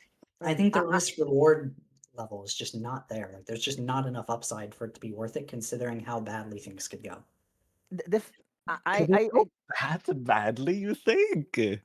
Like that horribly? There's a reasonable chance that it would kill rank, yes. Kill okay, Okos? no, that's an overstatement. Kill I ranked? mean, I think you're severely underestimating I agree how with Bertrand. how strong hazards can be and how much of a necessity they would be on every single team.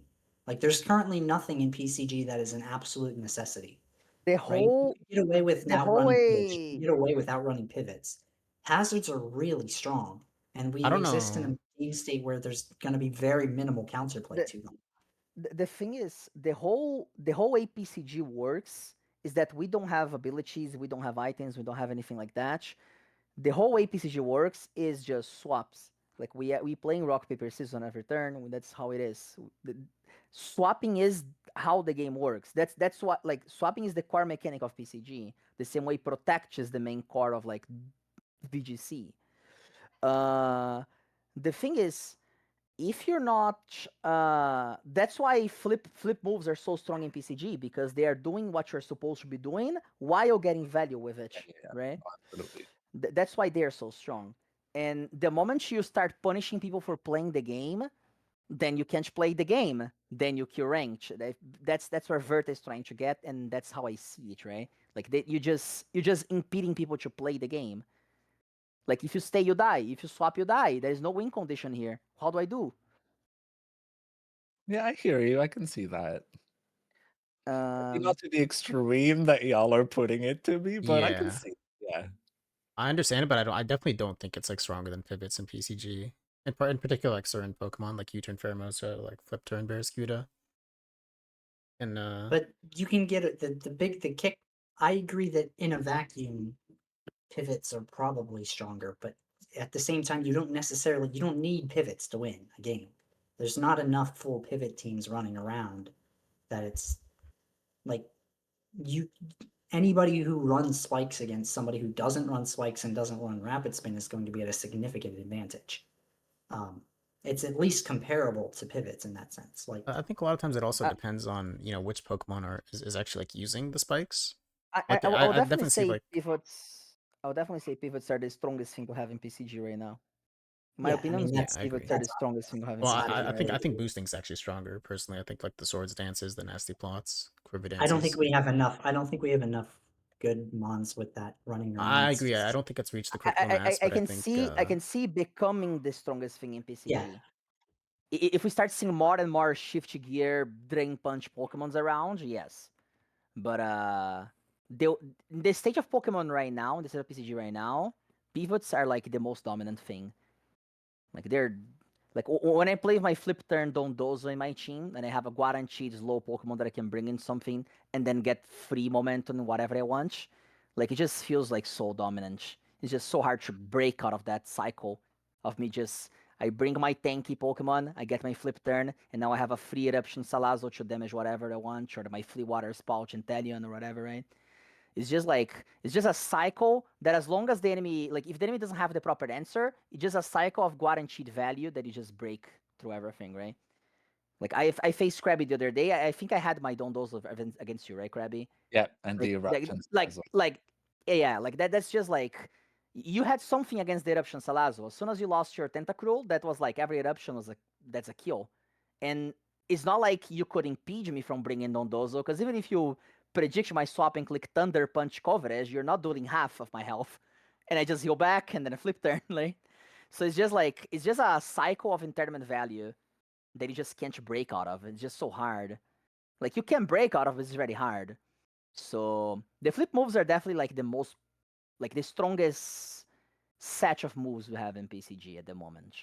So is that something And we also can all agree on, that we should limit pivot moves? if we I can mean, The I have can a question mention is heal already, clause, we can yeah. have a the pivot clause. question I is don't mind it. how. Yeah, I would definitely be happy with that, but the question is how do you go about it? I mean, there's like the PP argument, and then there's also like just the Mon argument, right? You have 3 Pokemon with a pivot move on it, or you can maybe limit 6 to 10 uses per game. Not even maybe, maybe just like 4. To be honest, listen, I think if you lead with a U-turn Pheromosa, you just automatically win turn 1 unless you're fighting another U-turn Pheromosa, or you just happen to have like extreme My speed opponent. I was gonna say my e-speed como goes against that idea. Yeah, And E-speed is like a kind of exception. I also like having my Metal Burst Lapras turn 1 Oh against yeah. those.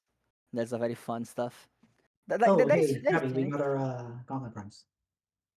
And you can also have a slower flipper. By the way, if you didn't pocket join in CPA's tournament, it's starting right like in 1 minute. So those who haven't pocket joined, that's your last call. Good call. And I would say we extended this conversation enough that Moshi is gonna probably have to go to his VOD and Yeah. I'm gonna delete the recording and I'll save the VOD. He's gonna have to pass the part of this VOD to the to the main con. Oh, But actually, yeah. because you stopped That's how the we'll do like it. you just cut the after when we started talking again, and you just pasted that, I guess. That's chill. It wouldn't be hard to do. But yeah, it's 11 p.m. for me. I'll be ending this madness right now. Sounds good. Thank you for being here. Yourself available and all that. 100%. It was cool idea, cool concept. Thank you for having it to begin with. It's lovely. We need more of that. We need more content PCG. Part 2 in 2 weeks. Part 2 in 2 weeks. We can do it. I mean, up to you guys. 2 Just weeks, hit me up. Do you guys know what this background is, by the way? Does it look familiar at all? Yeah. That's the one from the battles now, right? Yeah, I yeah. love the frames that you made, little frames for each of us. So cute. Oh yeah. Yeah, I had trouble thinking of one for Verte. I almost did a globe one with sunglasses on the side for GeoGuessr, but I wanted them all to be Pokemon. So I just went with the Sneasler because I like the Sneasler GG emote. Could have been like Mandibuzz though. Could have been the Primarina, but the Primarina was hard to do. I tried to do Primarina. Yeah. What part of Sneasler is that though? Like I'm seeing That's like a little. head. That's the hair. It's got the little gem on the forehead, and then it's got the hair. Oh, it has the. Oh, I see the ponytail. Yeah, it was kind of I hard to see do. that. I think it looks better I when was it's thinking it was like a smaller. leg. I was like, no, that's an ear. No, wait. But you should have done the Primarina, man. The Primarina, the champion. It was hard. I'm telling you, I couldn't get the Yeah, I mean, Primarina is frame rate. hard. Yeah. Just a lot of colors. It looked really noisy compared to the others. I see. I guess like maybe would have been okay because there's like a lot of noisy Pokemon. You had to like cross that bridge somewhere, but Krabby's one is just so clean, man. Yeah, Krabby's Krabby's just like. good. Krabs was the first one I made. That's why the others came up. I see. This was Zapdos Fatal. Oh, it's supposed to be anyway. That's supposed to be Zapdos. I thought it was Hey Arnold. Damn. Damn, he went far, man. I haven't heard about that for a long time. Hey Arnold, damn, that's old. Damn, that makes me feel old. Appreciate the feedback. That makes I me remind. might remake some. I think I clicked really hard with the R on this one. I like though. my You leaf. guys, oh, maybe this is spoilers though. Hold up. Yeah, I saw the restricted slots. Look at that. I was like, damn, we have a name. Look at that. I got the Gekwa bottom little. Oh, I see. Yeah, Gekwa, the only one that Bonbon. matters, right? Good job. And I bro, think I'm a good. I bro like all the actually. starters. I think they're all good starters. I think so Man, too. They're all not bad, but You Gekwa though, kick my butt. Gekwa is perfection. You know. Come kick my butt before you get distracted. We're opponents in the tourney. Oh no way. Oh, Okay, pull code up. Let's watch. I was on. You're gonna have a. I'm throwing. I'm just sending it like. No, I was gonna throw. 1v1.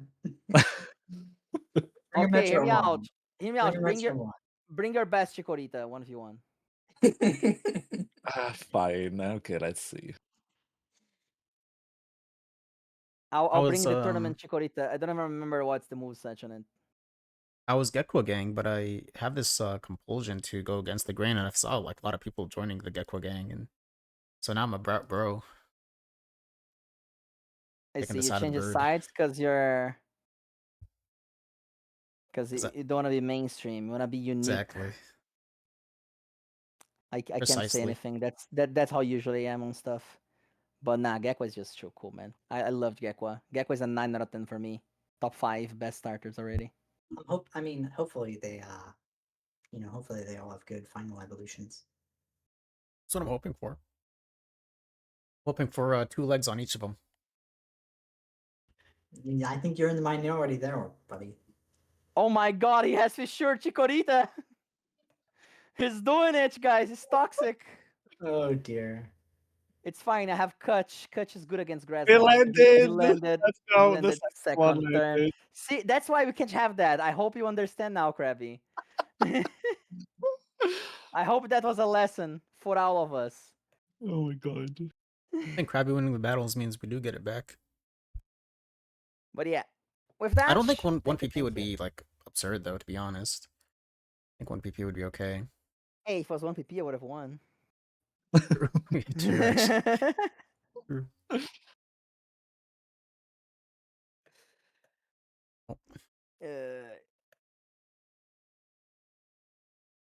But guys, look, I have an incentive to quill rankage right now. I just got my Gibble from the prize list and I have to evolve. So I can quill and get 3 times experience for being above 3k MMR. That's why you keep rare candies, buddy. What's the set? It's a Flare Blitz. Oh. Dragon Hammer. No, Dragon Hammer, no. The one that flinches and misses. Oh, Dragon Rush? Rush. Dragon Rush and a ground move. Uh-huh. It's Bonimerang. Okay. Pretty decent. Yeah. It was from Laluzi. It was a Laluzi prize. And now it's mine. I hit 3k with the Tyranitar I got from Moods. I'm facing Lapras transforming range. He swapped Corviknight into my freeze dry, got frozen. He unfrozen, and I froze him again. His Corviknight's not escaping.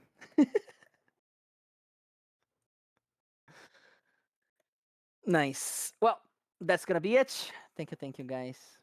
And I'm also gonna GG's, head out good and night. do some class see you guys prep around. tomorrow, so I Good will. luck on the tournament. Good luck on everything. Good luck on your rests or whatever you guys may do. But yeah. Good night, everyone. Thank you for being here again. Good night, everyone. Mostly, do you want to Hey. leak tonight? I could probably leak tonight for sure. Yes. Okay. See you on the Rift or on the Halloween. Like right now or like later. Whenever you want. I'll be online. I probably won't. I'll probably like take some time to like feed myself and stuff, like an hour or 2. Yes, absolutely. Okay. And then I'll be So- online. Just invite me. Awesome. be See you in a bit. Good night. Just me? Anyone in the call or me? Bro, I'm fucking live still. No! The voices!